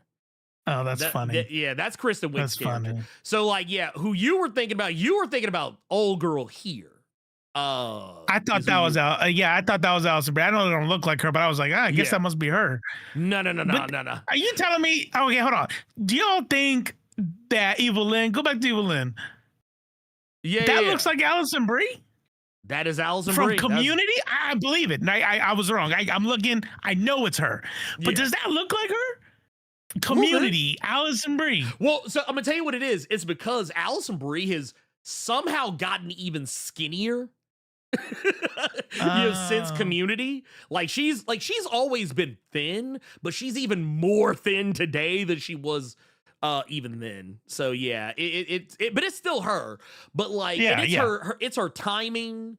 Her timing is the same. Like it's one of those things. Like even Alison Brie's one of those people. Like no matter what she's in, she's always what was her name on Community? Annie. Was it Annie? Was there? Yeah, she's always. I loved her so much. Yeah. Oh no, she was the superior of. I don't like to pit women against each other, but she was. Of the two white women on the show, she was the superior white woman. Let me tell you all something. I was borderline red pilled by the part of the internet that tried to make it that the romance that Jeff and her had was pedophilic or something. I'm like, I mean, she's bad. She's bad. Like what? Well, I mean, I think the problem was younger, that, way younger. She was one. I don't remember because it's been a while since I've actually gone back through Community. I don't remember exactly how old she was, but it was kind of like the way it was kind of framed. It was that she was literally like 18, just out of she was like just out of high school. So like it was one of those where like to me the relationship would have been sus. Like I personally wouldn't engage with it. Like if it was me in that scenario, I wouldn't engage with it. But like I would just be like, look, not my monkey, not my circus. Now I wouldn't, right? Because 45 is that's ridiculous, right? Well, but what was he? He was like 30 something. Like I don't know. If I was 30, I might have taken the heat because Alison Brie's bad. And Mad Men was a secured it. I was ready to risk it all. I'm just gonna fly out, I'm gonna tell her how I feel, and just like just see what happens. Sometimes you gotta shoot your shot. Man, it's like, look. Now, Lord. will say though, if you this is where That's we get facts, into, Osiris. That's facts because he was always treating her like a little sister in season 1. We're talking 6 seasons later. She's 24, 25 years old by that point. Yeah. By the time you get to that point, she's definitely older. And older. that's where the crush romance starts. Right, because I think like even up to that point, he didn't really look at least I could be misremembering. No, he didn't. No, he didn't. He didn't really look at her in any kind of a way. It wasn't until like way and honestly by that point we're talking about like the much later years. But that's right. To get us back on track though, I will say I did find it interesting that and this is kind of going to get us to one of the things I found odd about this movie. I guess let me get this out of the way. Let me go and get this part out of the way. Did I like the movie? I like the movie. Sure. I think the movie is good. I think it's definitely a cut above. I will say one defense I have to retract about this movie is when people kept saying, "Oh, it's just Guardians of the Galaxy." Okay, look. I was the guy who was constantly saying not every sci-fi movie that has like people in space and on spaceships and has like a retro soundtrack is trying to be Guardians of the Galaxy. I take that back. This movie is very much trying to be Guardians of the Galaxy, but He-Man. Is it successful? I don't know. But the reason why I say it is because, not every quirky movie that takes place in space, no, it is not Guardians of the Galaxy. Things like Buckaroo Banzai existed long before Guardians of the Galaxy as a film franchise. And if anything, most of those movies, like Guardians of the Galaxy, owe a lot to Buckaroo Banzai in that regard. However, Masters of the Universe 2026, it does do a lot of Guardian-isms. It tries to use the same type of humor. It tries to use a bunch of oldies, a lot of golden oldies, at very weird and random times, and like lots of pop culture references, like fish out of water pop culture references that like, oh, hey, I'm going to make jokes about Earth shit, but I'm going to do it on another planet. And the joke is going to be that nobody gets it. Yeah. Like it's one of those where, and also I do agree with this, what the Real Bone Factory just said here. Farscape was Guardians of the Galaxy before Guardians of the Galaxy. So again, it's one of those things where it's the fish out of water in a sci-fi setting where the joke is that nobody understands Earth shit. Right. Like all the aliens are like, what do you mean so and so? Like this shit happens through, like, case in point, I made the joke about HR. What the fuck is HR? I will also agree. I don't know where the comment is, but I saw someone say it earlier. They didn't like how all of the characters' names, like all the characters have the names they have because Adam named them. And while he was kid drawing them. Yeah, like Ram Man and like Ram Man, Fisto. Oh, you didn't like that?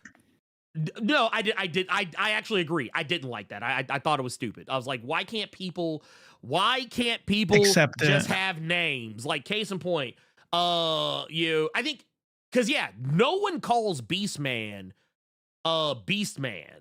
I think, as a matter of fact, in the movie, Evil Lynn refers to him as the Beast. But like other people, like Adam refers to the, like, for instance, Ram Man. Dude doesn't even fucking like the name. When he gets called Ram Man, he looks offended. Moss Man, there's a point where Evil Lynn has to, like, Skeletor's like, who's this guy? And Evil Lynn's just like, Moss Man, because she doesn't know his name. She's making up a fucking name for the guy. Like, basically, it's all the jokes are, look how dumb the 80s were. Like, that's the joke. A lot of this shit. Right. Case in point, what was it? The character Fisto.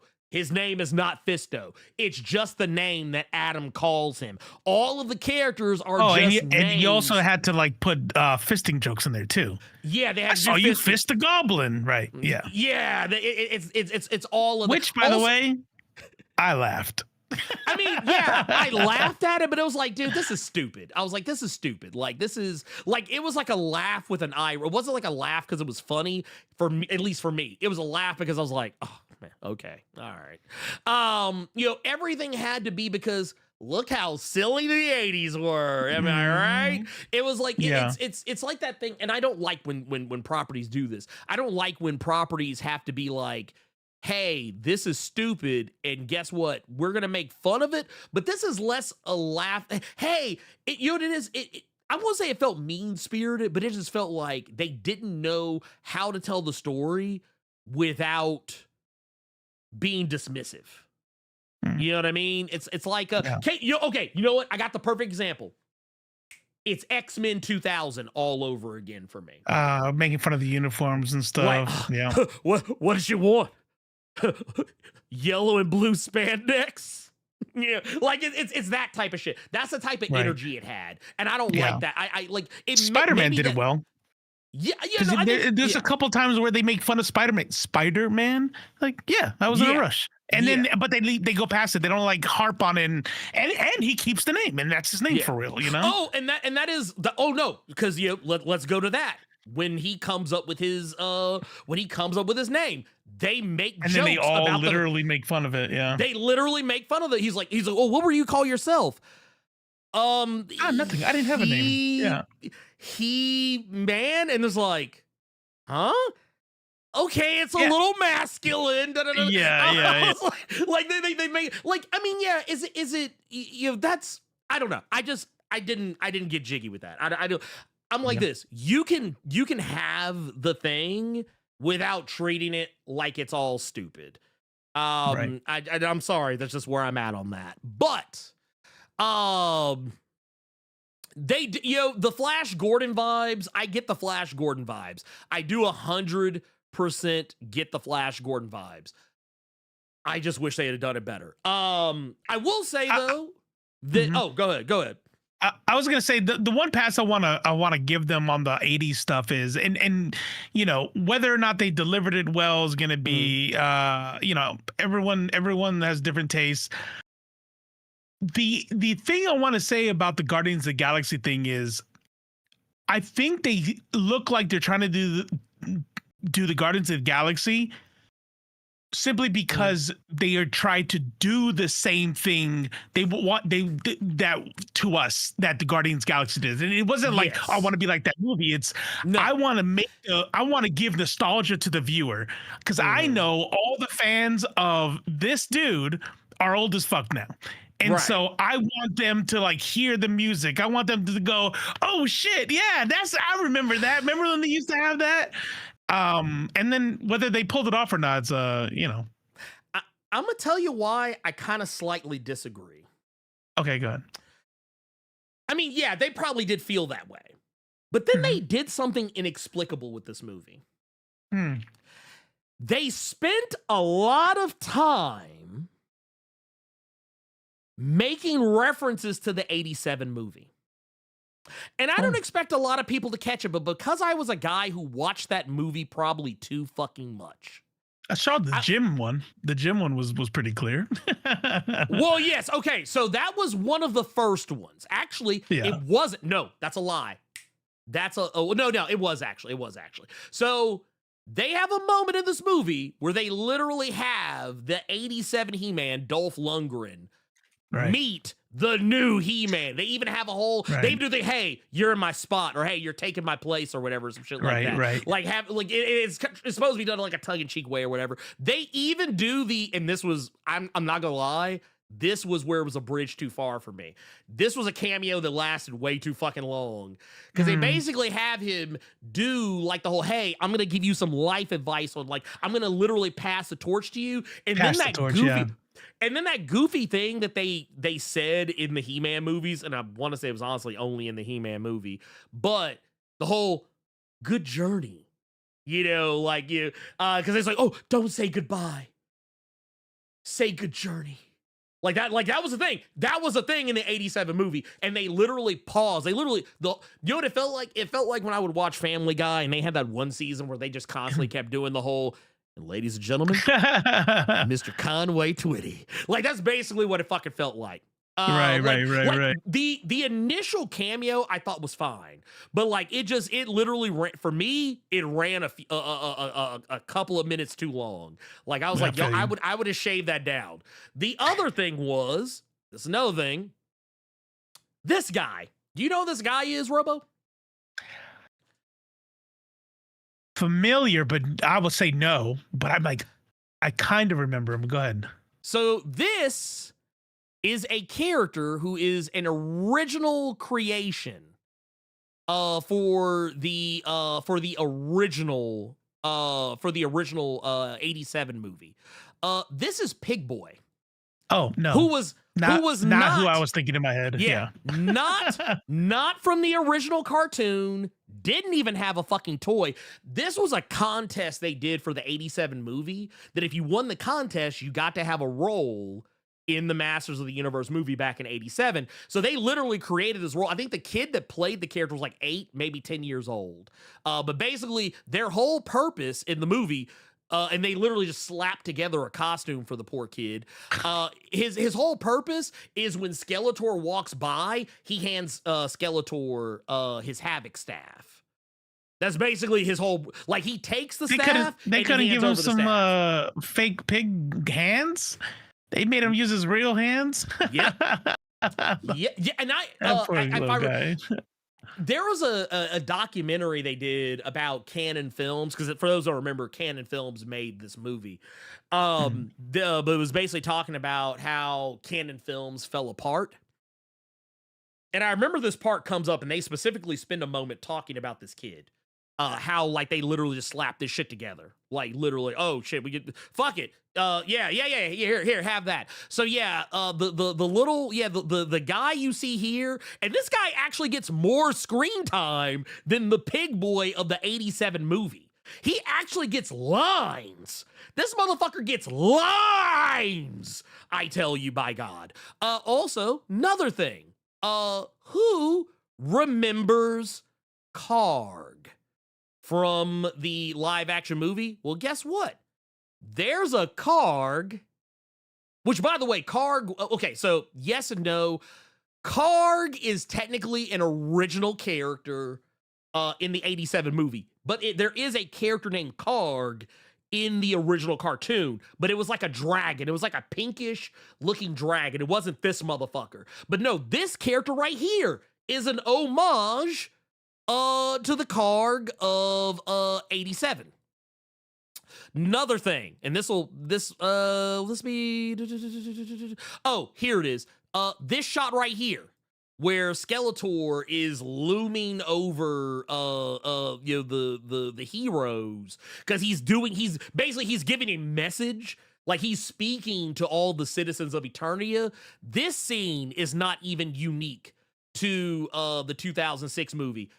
And I'm going to tell you why, and it's because this was a thing that regularly happened in the 87 movie. Skeletor would address the people of Eternia via a hologram and basically give like exposition, stuff like that. He would even sometimes be talking directly to He-Man. Matter of fact, that's literally one of the first things you see in the movie is him doing that. He does it like on, I think, 2, maybe 3 different occasions in the movie. So I'm saying all this to say that while I feel like they were trying to reach a younger audience, they spent a lot of time doing homages to the 87 film. Like, I would not be surprised. I think it was Travis Knight who directed this. I would not be surprised if Travis Knight was an unabashed fan of the original 87 film, because this movie spends so much time. Like, even the shit I was showing earlier, this shot right here of Skeletor and Evil Lyn, there's a very similar shot of Evil Lyn and Skeletor in the 87 movie. Like they're like almost shit, almost under the same or similar circumstances. The only difference is in that scene, it's almost played as somewhat more like sinisterly romantic, whereas opposed to in this scene, in this version, Evil Lyn is being abused. Now, to be fair, Skeletor does immediately abuse her in the original film. It's just that like in this scene, instead of grabbing her arm and like harming her, in the 87 movie, he's like caressing her face and like they're having like a moment. And then the moment that shit doesn't go Lash his out. way, he shoves her away from him. Because she's like, she makes a smart ass remark and he's like, save your pity for yourself. Yeah, or some bullshit like that. I don't know. And yes, they took a lot from other shit. But But then so we agreed they spend their time trying to bring you to the 80s. Yeah, no, 100%. Well, I mean, also they went so far into the 80s, they even started including franchises that didn't even have shit to do with He-Man. Like, there is literally 2 scenes dedicated to Highlander, and I'm like, why? What is this for? Like, I get it. It's because it's a sword. Because the 80s, Because the 80s, bro. Like, honestly, if you told me this movie was pitched, during during like a cocaine party, I would have believed you. Yeah. Like, Yeah. Okay, so hear me out, bro. Hear me out, Brody. So check this out. Here, hold on, let me. Ooh, woo! so check this out. So what we're gonna do, we're gonna have Prince Adam. We're gonna start with this big, montage. We're gonna do like exposition montage with some CG. We're gonna talk about eternity or whatever. The eternal fight between good and evil. What the fuck He-Man is, and then check. Oh wait, here, let me get another line. Oh yeah. Ooh. Okay. Ooh. And then somebody's like, I don't give a fuck. I just want it to feel like the 80s. Okay? Yeah. Is it gonna feel like the 80s? Yeah, basically. Oh, this is gonna be Highlander references. All of it. Yeah. All the characters are gonna be like basically Adam's perception of the because he's fucking yeah, cocaine, baby. Yeah. Scissor me, bro. That's basically what it's gonna be. It's like, dude, what the fuck are we doing? And the thing is, I get like here. In this part right here, I totally get why they did it, because the Prince is, they even play the fucking song. When the cops arrest him, because that's how the whole thing starts. Like, the cops arrest him, or whatever. They got him in the back of the squad car, and they're like, "Oh, are you supposed to be the Highlander?" And then like later on, they do like the whole like, "Oh, hey, let's do the slow mo. Everybody like walking down you're getting ready to be a badasses. The big yeah, do that. But we're gonna play the Highlander theme song." Mm. And then it's like, and then that ends up getting like. It was one of those, I was like, you know what, honestly, I'm good on that. I didn't need that. Do you wanna know a scene that took me out of it? And I maybe it was a reference to something, I don't know. I think it's a reference to just corny 80s. I think this is another 80s thing, but okay, yeah. When Roboto shows the gears, like Gearhead on Rick and Morty. Yeah. And so I'm watching him do this, and I'm like, oh, maybe it's a dream. Is he dreaming? No, they're just doing it. And then they show them again, and they're still laughing. Like, they're just still doing the. Well, I'm like, what's going on here? What's happening? I can tell you what that is. So basically, what that was. Back in the old cartoon, and somebody correct me if I'm wrong, I might be misremembering the cartoon, but this is what I remember. They would usually have scenes like that where they would like stand together and laugh. Yeah. At the end. Like it was like hey, we won the day. And they have their hands on it. Like, we won the day, and we're all together, and we're all friends, and everything is great. I was just so like put off by it. I was just like, okay. All right. Yeah. Just stop now. Yeah. Also, I'm going to tell you, there was a thing they did. Cringer. Okay. So Cringer. This is actually a positive. So Cringer is in this movie as I mean, it's if you didn't know by the trailers, I mean, they literally use him as a replacement for the lion in the MGM logo. But no, he's in the movie. He's actually not in the movie as much as you would probably want him to be. He's like barely in the movie though. Because once you do the beginning part, which by the way, that was also kind of my other thing, is that they kind of did this thing where they kind of played up the whole, hey, he's a kid. We're starting him out as a kid. He's also a dumb kid. Let me just say that right now. He's the dumbest kid ever. He's given one job. He can't even complete that job. They're like, hey, take the sword, go into the portal, protect the sword at all costs. First thing he does, lose the fucking Loses sword. the sword. I was so pissed. I'm like, this motherfucker. I had to DM you immediately. Yeah. Like he was still in the wormhole when I was Yes. texting you. I'm like, this motherfucking guy. It's like, I was like, bro, what the fuck are we doing? And then also keep the sword. It's your only way home. Oh fuck. And then he loses it. I'm like, dude, what the fuck is wrong with you? But also, can I just say, this is another thing. I don't like that he's a fucking idiot. This dude's a fucking I was idiot. gonna say he was a dumbass as a kid. He didn't really grow up to be very smart either. No, because okay, the whole thing, and I'm gonna tell you what, they wear this joke into the ground. In the first, okay, so basically the movie begins with him.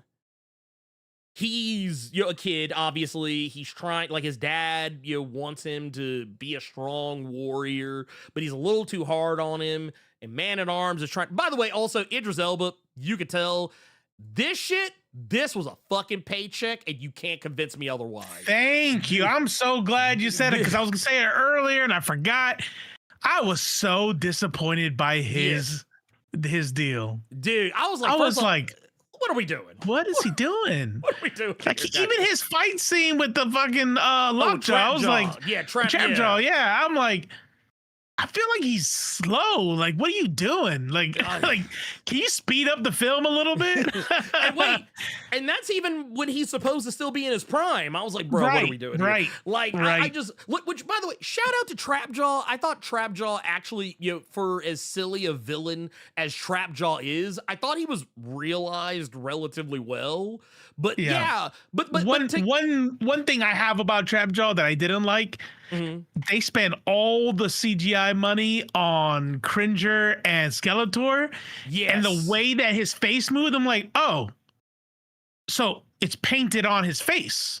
Like the teeth are like moving with his cheek muscles. Like, it's that's weird. It was weird. Yeah, it was a choice. It was definitely a choice. Definitely, most certainly a choice. But yeah, I didn't like that Adam himself was a fucking moron, dude. I was like, dude, like he was to go back to him. Now, don't get me wrong. When he's He-Man, I think he's fine. I think he's fine when he finally gets to Eternia and he gets the sword and he gets to be actual He-Man. He's fine. Mm-hmm. However, after he accidentally kills his dad. Yeah. Wait a minute. What? That was a fucking choice. Yeah, that I'm not gonna hold you, dude. Okay. I thought Skeletor was gonna push him off the edge. That's what I thought Skeletor was gonna. You had He-Man accidentally kill his own dad. Yeah, what the fuck? This was That's one. Oh, I liked it, right? But you know how you do with the thing you like. I liked it. I enjoyed it. I got the nostalgia. I had fun, right? But now we're picking it apart, and I just remembered that just now, and I'm like, I remember sitting there watching this goddamn movie. I'm like, did they really just have him kill his own dad? Like the dad who didn't show him love and then I accidentally killed him? What? Well, no, here's the thing. Here's the thing with this. And this is and I want people to understand this. I'm not saying I'm saying all this not because I hate the movie. I like I said earlier, I liked it. I thought it was fine. But the thing is, when I do that, once I have decided whether I like or dislike something, I'm honestly going to be way more critical of the shit that I like than the shit that I hate, because the shit that I hate is like, it's obvious. I'm probably not even paying attention. Yeah. I'm like, I don't know. This movie sucked. But let's be real. This dude fucking sucked as Adam. Like I'm not saying the actor sucked. I'm just saying like they wrote him shitty. Adam. They wrote him terribly. The dude's a bumbling idiot. First off, you would think after the first time he tried to tell somebody he's from another world, because they had a whole sequence when he first off, how do you explain this child just appearing from out of nowhere? Like, this dude's getting put in the system. I feel there's a way more interesting story surrounding how he gets in the system, his upbringing and whatnot. I feel like there's a way more interesting story in there somewhere that they left on the table. But This dude grows up, like, because remember, when he leaves Eternia and comes to Earth, he is a little boy. This kid is standing in front of his fucking elementary school class telling his fellow students and his teacher about this world he comes from called Eternia. And how, like, oh yeah, I come from this magical world, there's all this crazy stuff, there's an evil guy Skeletor, and everybody is fucking mocking him and laughing at him. And I'm like, I feel like that's something that, like, maybe you would do as a child the one time. I don't feel like it's something you would continuously do all the way up into adulthood. You know what it's giving? Yeah, what's that? Who knows? Maybe it's on purpose. Maybe. But it's giving autism. You know what? I can see that.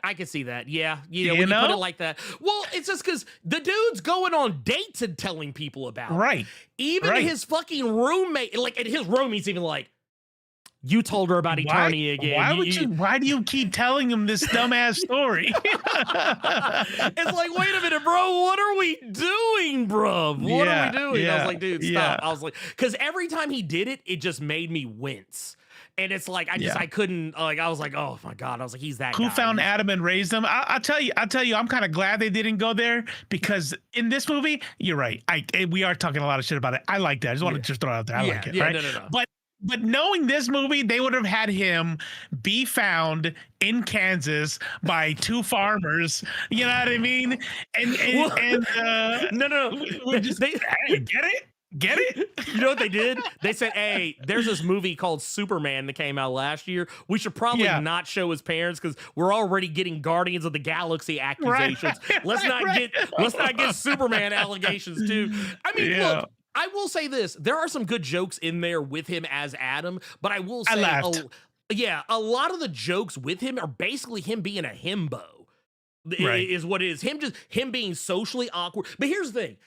Even with him being from Eternia, I feel like being a kid at that age, he's young enough that he would have adapted at some point. Like, I feel like the story would have been more interesting if he would have become a full-on fucking Earthling and then gone back. It's like he kind of stayed an Eternian who just had to get over being on Earth. But also, I will say, that is something that is unique to the movies and maybe a handful of other fandoms. He-Man, like, the one who was from Earth was his mom. His mom is actually from Earth. And they kind of hint at it in the movie. They don't really dig into it very much beyond that. Get him back to where I'm from, right. Right. They just kind of leave it at that. They don't go into, like, her being, like, an astronaut or anything like that. They don't really dig into her past. You literally get just enough time to know that, yeah, she's probably from Earth or some shit. Maybe, probably. Yeah, she's from Earth. And then you kind of move on with your day. That said, okay, I kind of want to go back to the astronaut helmet in her room. Oh, you know what? That is fair. You know what? I didn't see that because I just. But even still, to your point, like little Easter eggs, they didn't really like tell you. That's the thing. They showed, they didn't tell. And sometimes showing is better than telling. But I feel like it was one of those things where it's like, you're considering that she does kind of hang around. Maybe it might have been useful. Also, the whole thing with, I'm not going to hold you, man. This is where I have mixed opinions. And it's going to come with Teela. Teela is where I kind of have a little bit of a mixed opinion. Because you know what I spent the whole movie doing?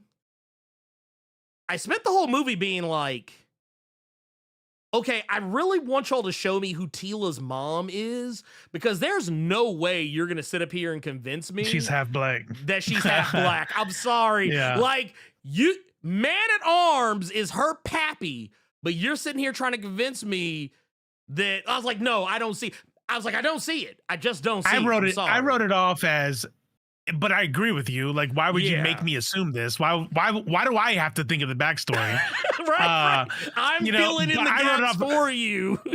Her parents are dead. He raised her since she was a little kid. I mean, you just say that part and we're good. You know what I mean? Like, why do I have to imagine that? You know? Look, here's the thing. I know I said earlier it would have been nice if they would have played in more like to certain other shit. Like maybe I would have liked to have seen the foster parents. Maybe I would have liked more of an acknowledgement of of his mom being an astronaut. But here's my thing: in this instance, you could have literally just said a couple of words, and I would have been like, oh, "Okay, bet." I just would have ran with it. It's. I was like, "I'm sorry, Because, okay, let's go with, first off, the actress is Latina. Let's go ahead and get that out of the way. The actress is Latina. But when the general assumption is, pretty white one, though. I mean, you know what? I think it kind of, to be fair, I think the only other thing I've ever seen her in is Riverdale. Where she played Veronica. Yeah, she got a little bit of like a hazelnut, you know what I mean? A little bit. Little choca-mocha, coca-woca. Milk caramel thing going on, but she's not Idris Elba's offspring. Genetics work different on Eternity. Here's the thing. I thought she actually did a really good job with what she was given to work with, but I do kind of feel like her storyline was very much an afterthought. Like, because she only had two. She had two storylines, and they only really focused on one of them. Like, they kind of had the whole, hey, Adam has feelings for Tila, but maybe Tila doesn't see him that way. Or maybe she does, but they kind of play around with that. But like the main thing they really kind of focused on was her, and I'm actually okay with that they didn't really go into that as much because I don't care about that shit. But when they did the whole thing with her and Man-at-Arms, I was like, okay, so Man-at-Arms, Eternity is lost. So basically, he's the drunk dad and she's the responsible daughter, or whatever. She's got to take care of him and this, that, and the third, blah, blah, blah, whoop-de-woo, Sean, all right, whatever. Cool. Pocket sand. Keep it moving. Yeah, I'm learning some shit. Blunt Force honestly said sources is her mother. And then, so what was it? Black Phoenix says she's always his adopted daughter in most stories. Well, again, I will say this. Tell me. Okay, so that I do agree with. Not saying that it's any other way, but the thing is, that's not how they play it in this movie. At least right. Doesn't it's feel just like dad. It. Like yeah. She just calls him dad. Like they don't. I mean, again, if it's from little, I mean, I call my dad, like, Well, I mean, no, it's funny. It's funny too because it's even kind of heavily. I mean, I don't know. You do what you will with that. In as far as like the movie goes, yeah. If you want to talk about the animated series or the toy line or whatever, yeah, sure. In regards to this movie, I have to take the movie at the face value because I mean, I'm already doing the heavy lifting of filling in the gaps that this movie does not fill in on its own. Like, because there's even, speaking of filling in the gaps on story, because Pig Boy is a made up character, there's even a hint that maybe Pig Boy is Skeletor's son. Because, I mean, he's there kind of like looking after him. He's hanging out around in his room. And yeah, he's probably a servant, but Skeletor makes a passing reference to his mom. Yeah, and then he made her into sausage. Yeah. Yeah, or some shit like that. Like, it's like, so either Pig Boy's mom was his original servant, or maybe, I don't know. Like I said, I'm having to fill in the gaps for this motherfucker. Like, and I don't like having to do that. But yeah, that's neither here nor there. But we liked the movie. It was pretty. It was okay. It was okay. I mean, like I said, it was fine. I didn't like. You know what? We liked the movie. Okay. Yeah. But I will tell you, this is something that did bother me, is when they kind of pulled the MCU. They pulled no, for real. They pulled an MCU on us because they did the whole. Though they did pay it off at the end with Cringer. That was what I kind of want to get back with Cringer. Cringer, I actually thought they did an upgrade on Cringer because I don't know how much you remember the original series, but Cringer under normal circumstances is a coward. a coward when and he's doesn't not fight. Battle Cat, right? When he's not Battle Cat. But once he gets the power of Grayskull, when He-Man Right. gets powered, he sends power to Cringer. Cringer becomes Battle Cat. They did away with that in this movie, to where I think when Cringer is fighting with them initially, he doesn't like you guys see here, he basically stays like this the whole time, and he basically does the equivalent of Terrence Howard's Next Time, baby. Because basically talking about, oh man, I gotta go in a fight without any armor. And then you get to the end of the movie, it's like, oh yeah, by the way, he does get the Battle Cat armor, but it's at the ass end of the movie. The movie is over. This is like one of the last things you see when you watch this movie, is you get to, and they even do the shit from the animated series where he's like riding on Battle Cat, at the very end, he's like, oh yeah, and then they show him perfectly riding on Battle Cat, from the side, and he's even doing like the kind of bob that He-Man does when he's riding on Battle Cat or whatever. I thought that shit was cool. That was cute, but I did kind of hate the fact that it was like, oh, so we just can't have Battle Cat. You're gonna make me wait. You're gonna make me have to like, oh no, you gotta come back for Battle Cat. You don't get Battle Cat this movie. Okay. How long do we have to wait till we got the proper mask on Wolverine? So I mean, well, you know what? We might have to wait a long time because this movie did not make its budget back. oh, Yeah, exactly. This movie got a big fat surprise at the box office. and and you know what really pisses me off about that Was is I wanted to see some She-Ra. Okay, so here, let's get to that. But first, I want to hit something else before. So, that's another thing they did at the end. Because in the cartoon, Adam, He-Man, so on and so forth, whatever, they kind of played around with, hey, does this guy not know that we know he's He-Man? Like, he acted like he had to go run off to transform. I wonder if it actually had more to do with, like, they don't know, or he thinks that they don't know or whatever. Because, I mean, he literally transformed in front of everybody. But I wonder if it has to do with the nature of his transformation, because that was something I thought was kind of funny. Oh, he was naked. Yeah, like, he has a magical girl. I thought that shit was actually kind of baller. Like when he transforms into He-Man, he basically does the magical girl transformation. I thought that was pretty Sailor fucking cool. Moon shit. Yeah. Yeah. I was like, dude, because he loses his clothes and basically the clothes kind of form on him, and I actually thought, like I said, for as much as also I will say this, I thought the action sequences were actually pretty fucking cool to see. Like, there's a shot where he literally impales Karg. On another wall. Dude. Yeah, or like literally, that. You're right. That Yeah, part. yeah. No, the other guy, he impales that guy on another guy into a wall. This part, he leaves, and here's the thing, Karg stays there for a while. I was like, dude, this is actually pretty cool. Like, when the movie is good, it's fucking good, but I still say, Skeletor carried this movie, though.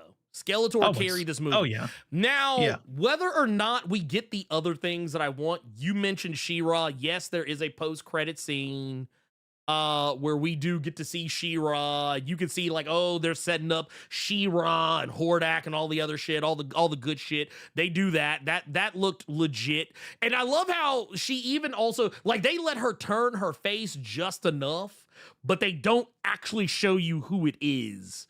So I looked into that. Apparently, that is a stand-in. Yeah, because yes. Oh, okay. Yeah. Because she actually spoiled it for a bunch of people. She made an Instagram post saying and showed her in the thing, and people were like, well, now we know it's in the freaking after credits. And she's like, she had to apologize and shit.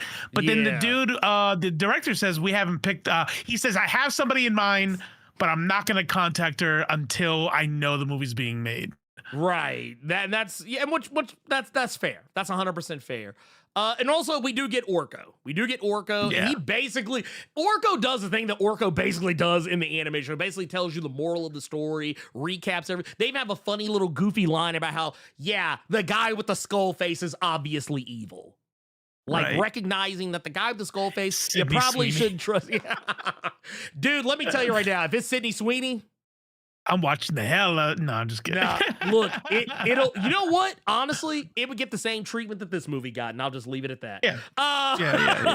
But I will say there's a lot of promise. But here's the reality. Here's the harsh reality.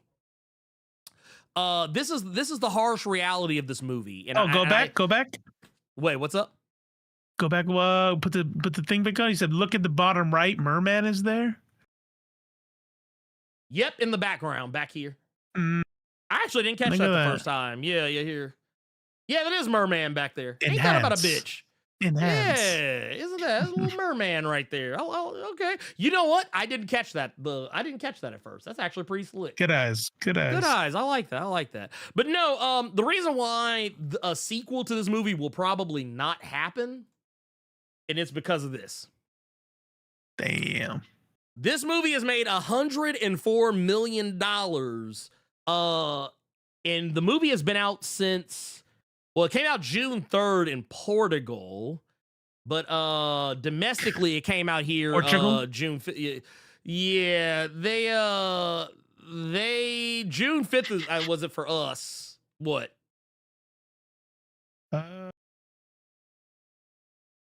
I don't know. Anyway, it came out. I will look it up. Good. It But came no, out. So we've got let's see here. Yeah, for us. It Oh was yeah, June 5th. June 5th too. Yeah, Yeah. June 5th for us. It was June 3rd for Third. them. But yeah. this movie made just south. This movie made just south of $60 million here. Internationally made 44 for a grand total of 104. And while we don't know the exact budget, the budget is estimated to be somewhere between 170 to 200 million dollars. Now, I don't know if y'all know, but this is something that Robo and I have talked about in the past. But typically, and here, we're going to go on the low end here. But typically, a movie needs to make 3 times its budget. 3, sometimes even 4 times its budget to be profitable. Now, what that means is Masters of the Universe would need to clear, let's go on the low end and say the budget is 170 million. This movie would need to clear $510 million in order to be considered successful, because you also have to take into account marketing budget, not just a shooting budget. Marketing budget has to come in this. And a lot of times, especially depending on how much they were advertising Masters of the Universe, I would not be surprised if Masters of the Universe, its marketing budget was almost as much as its production budget. Like, I would say at least $100 million was spent on marketing for this movie, considering how much I had to try to avoid it. Avoid it, yeah. Now, okay, so I said 510 if we go on the low end. Well, obviously, if we go on the high end, 200, that means this movie has to make $600 million. In order to be considered profitable. So yeah, I'm gonna go ahead and say right now, this movie is like a sequel to this movie is probably dead on arrival. Now, I want to use something as an example. Here because I want to be fair, and I'm telling you, I'm gonna tell you why a lot of people are scared that this movie is probably never going to get a sequel. And it's because of this. So there was another movie that came out a ways back, and it was called Dungeons and Dragons: Honor Among Thieves. We've talked about this movie before on here when we've talked about box office failures. Now, me personally, I love this movie. I think it's fantastic. But not enough people went to go see this movie because this movie had a production budget, I believe somewhere in the neighborhood of $150 million. This movie only made $205.4 million worldwide. And guess what this movie did not get? It did not get a sequel. As a matter of fact, talks of a sequel were squashed almost immediately because of how piss poor this movie did. I'd like to take you to another one. Transformers 1. Let's look at Transformers 1 right here. $129 million, $129.4 million was what this movie pulled in. Transformers 1, fantastic movie, great movie, love this movie. So here, let's do this. Let's do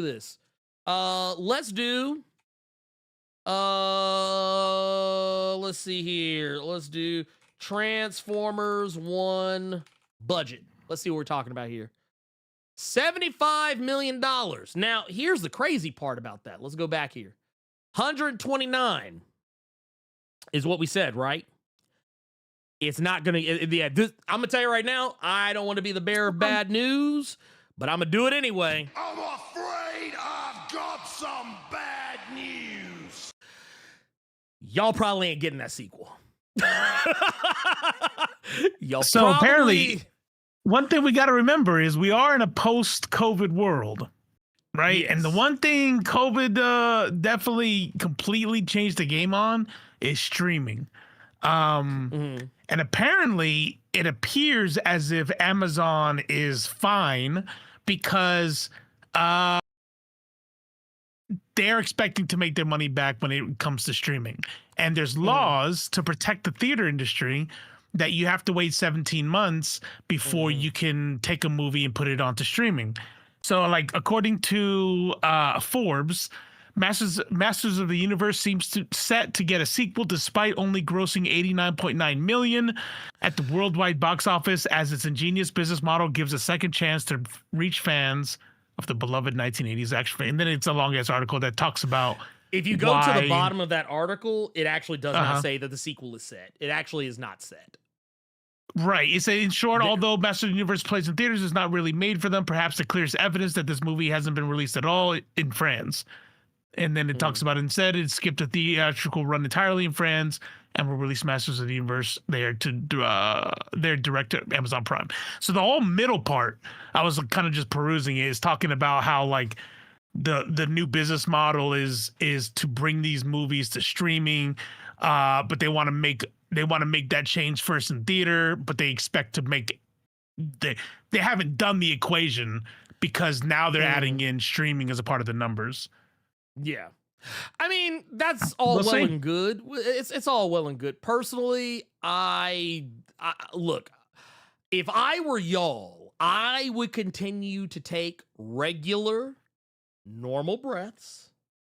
Don't hold them. Yeah, do not hold your breath. Here's the thing. Yeah, I don't even like using COVID as an excuse anymore now because clearly people go to the movies. You just got to show them something. Sinners did very well at the box office. Marvel movies, still, maybe with the exception of the Marvels, and that had less to do with COVID and more to do with the Screen Actors Guild strike.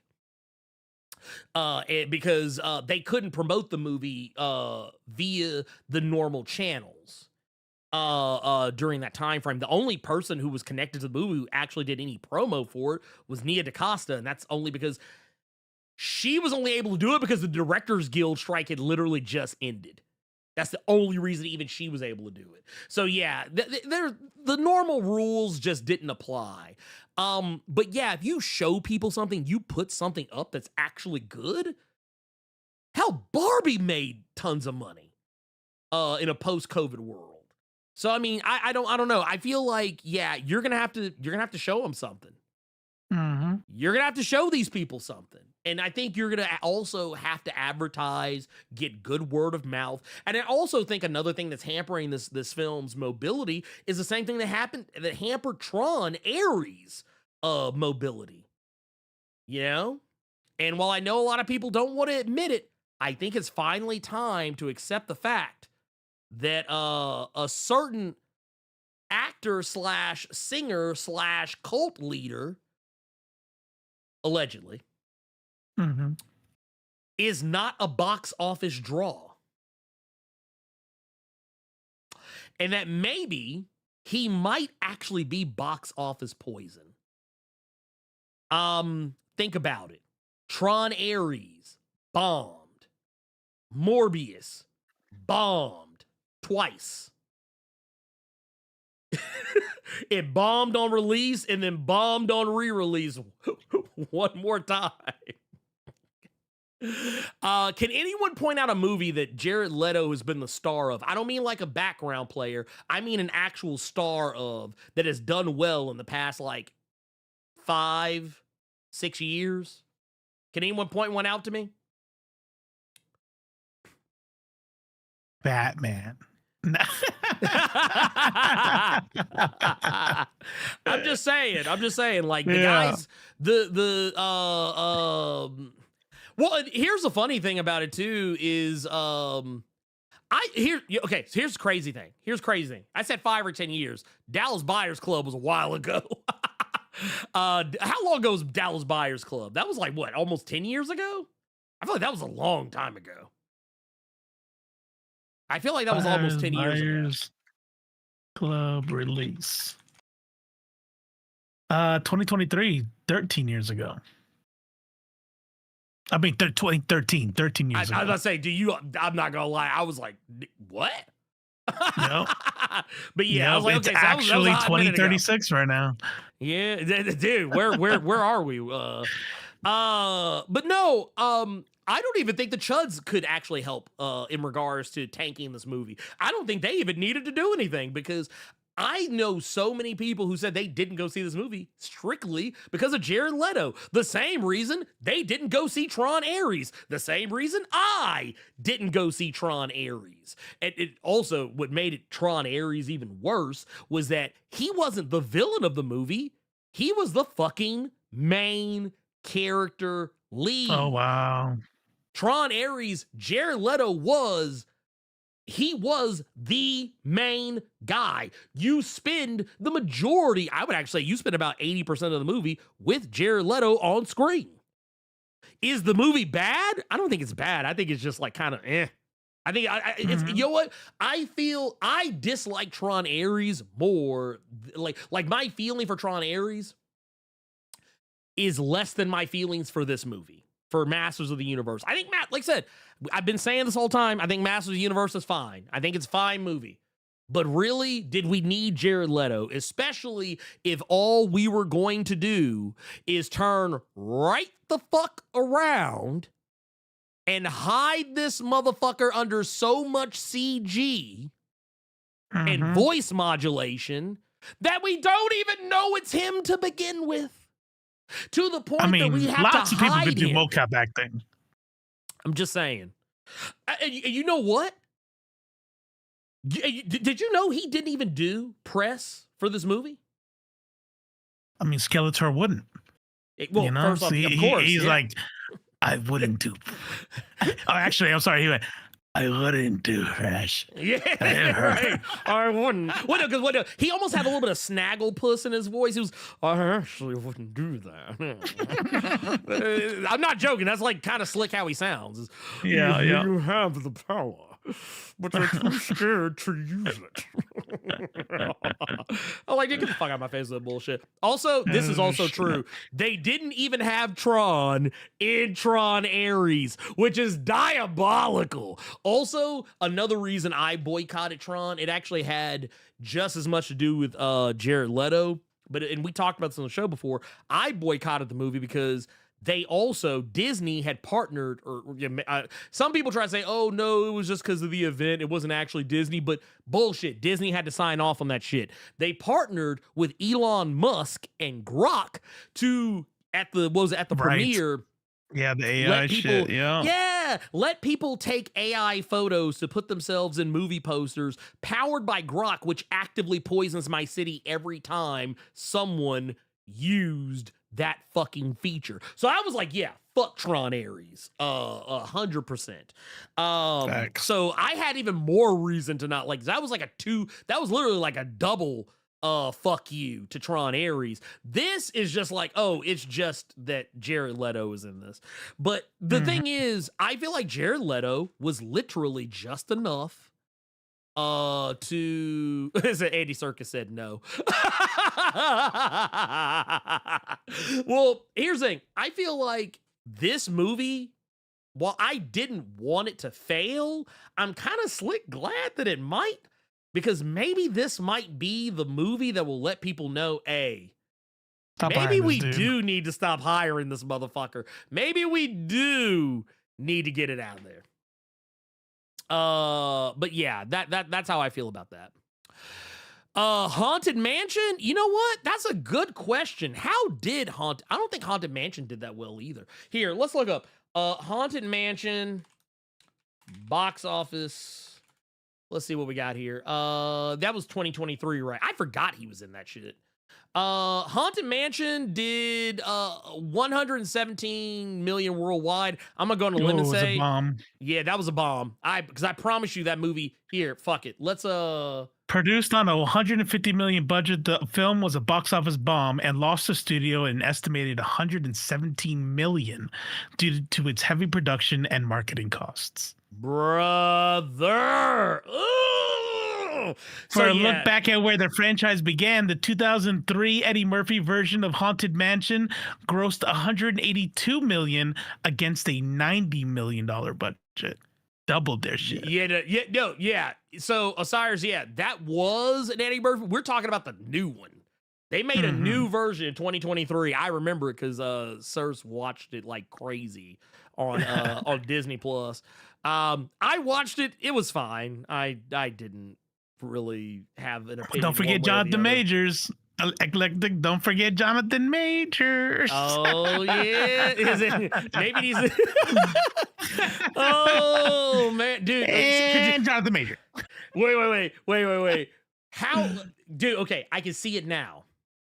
They're gonna make a new Expendables. It's gonna be the new Expendables, and they're gonna call it. Yeah. They're gonna call it the Deplorables. It's gonna be called the Deplorables. It'll star Dean Cain, Kevin Sorbo. It'll have Jared Leto, Jonathan Majors. It'll have what was that other motherfucker? Gina Carano will be in it as the token. Gina Carano will be the token female. Well, Jonathan Majors is going to be a comedic relief and talks and jive. Yes. Just mandatory. He'll also fall through a plate glass window. See, here's the thing. Army Hammer will be the bad guy. Scott Baio, yep. Scott Baio. Hey, and directed by UA Bolt. Dude, I'm telling you, we just made it. We just made the movie. Colton Hugh. It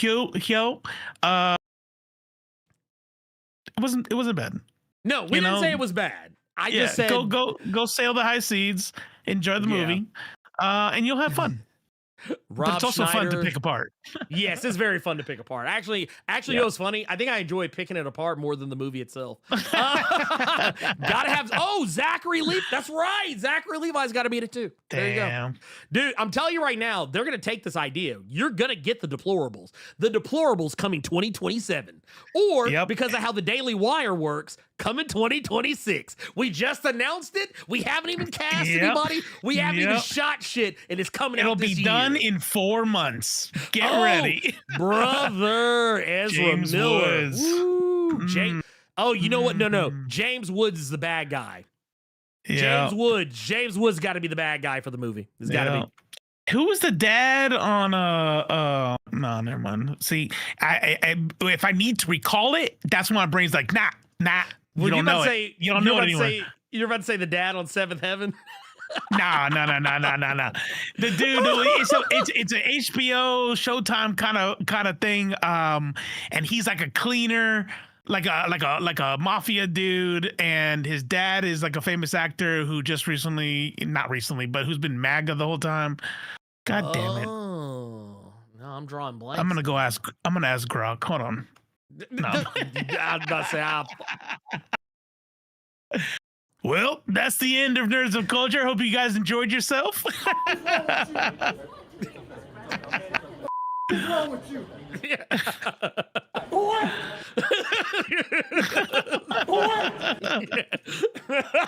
Damn. I feel like a fat white cop right now. Damn, man. The ACAB sense is tingling. Look, at the end of the day, I say go watch the movie however you choose you want to watch it. If you want to go watch it in theaters, go watch it in theaters. I can't stop you. But I will say that movie ain't long. How much longer? How much longer will Masters of the Universe be in theaters? Let's find out. Let's see if we can get a read on that, because So apparently it's going to be in theaters through at least the first week or so of July. But I mean, I'm gonna be honest with you. I don't think this movie's gonna make enough money in 2 weeks. Because I mean, yeah, that's literally, yeah. At the latest, this movie would probably still be in theaters by the 11th of July. I don't foresee this movie making $410 million in that time frame. I just don't. So that's just me. Let's look at, we got some super chats and some other stuff to take a look at. First and foremost, let's look at what we got here. Ray Donovan, thank you. Oh, Ray Donovan. Yeah. The dad is all MAGA. Yeah, John Voight. Yeah, Thank you. John Voight will be the elder statesman who mentors the other characters. Is what they'll do. Shit. I watched the shit out of that movie. I just started watching that show actually for the first time in a while. It's good. It's really fucking good. It's wild to me because I'm like, bro, I forgot how wild the show used to be, like how off the fucking rocker it was. Like I was like, oh shit. Yeah. But no, I love it. I fuck John Voight, but I love the show. Yeah. But no, it says here's a plus. Jared Leto hates the movie from The Real Bone Factory with the 23 months of the Blur Club gold mine. You know what? It's funny that he hates it, and I bet you know why I think he hates it. I think he hates it because of he knows he hates it for the reason why we love it. We love it. Yeah, I forgot you in it, bitch. I'm just saying. And then soundtrack by Kid Rock, produced by Ben Shapiro. That is crazy. Damn. You know who's gonna have a role in it though? It's gonna be a cameo. He's gonna play himself. And he's going to do a little bit of rapping. Oh. Snoop Dogg. But Snoop Dogg says, hey, I'm just in it for the paycheck. I don't even like those guys. Get out. Get out. Get out, Snoop. Get out. Vandolph the Black with the 17 months of the Blur Club. Silvermine says, bruv, Jared Leto and Summer Glau kill franchises. You're not lying because, man, typically when you see Jared Leto some shit, you know it's over. Even if he doesn't play a major role, even if he doesn't play a major part in the thing, you just know this isn't getting a sequel. This is not getting a sequel. Yeah. And also Vandolph the Black with a 5 says, Alan Oppenheimer, Skeletor, Falcor, Rockbiter, we need to give him his GOAT status with Frank Welker and Peter Cullen. You know what? Yeah, I agree with that. I do agree with that. I 100% agree with that, actually. You know what? That is a correct answer. You're right, Jazz Shepard. He definitely did have a black son, but true to the actor, maybe he was doing method acting his whole life. It was the son that he didn't give a fuck about and abandoned. Well, it was oh my God, that shit. I'm not gonna hold you. Like, there are some really interesting moments on that show regarding John Voight. That it's like it's almost too real, and I feel like I'll put it like this: I don't feel like John Voight's acting.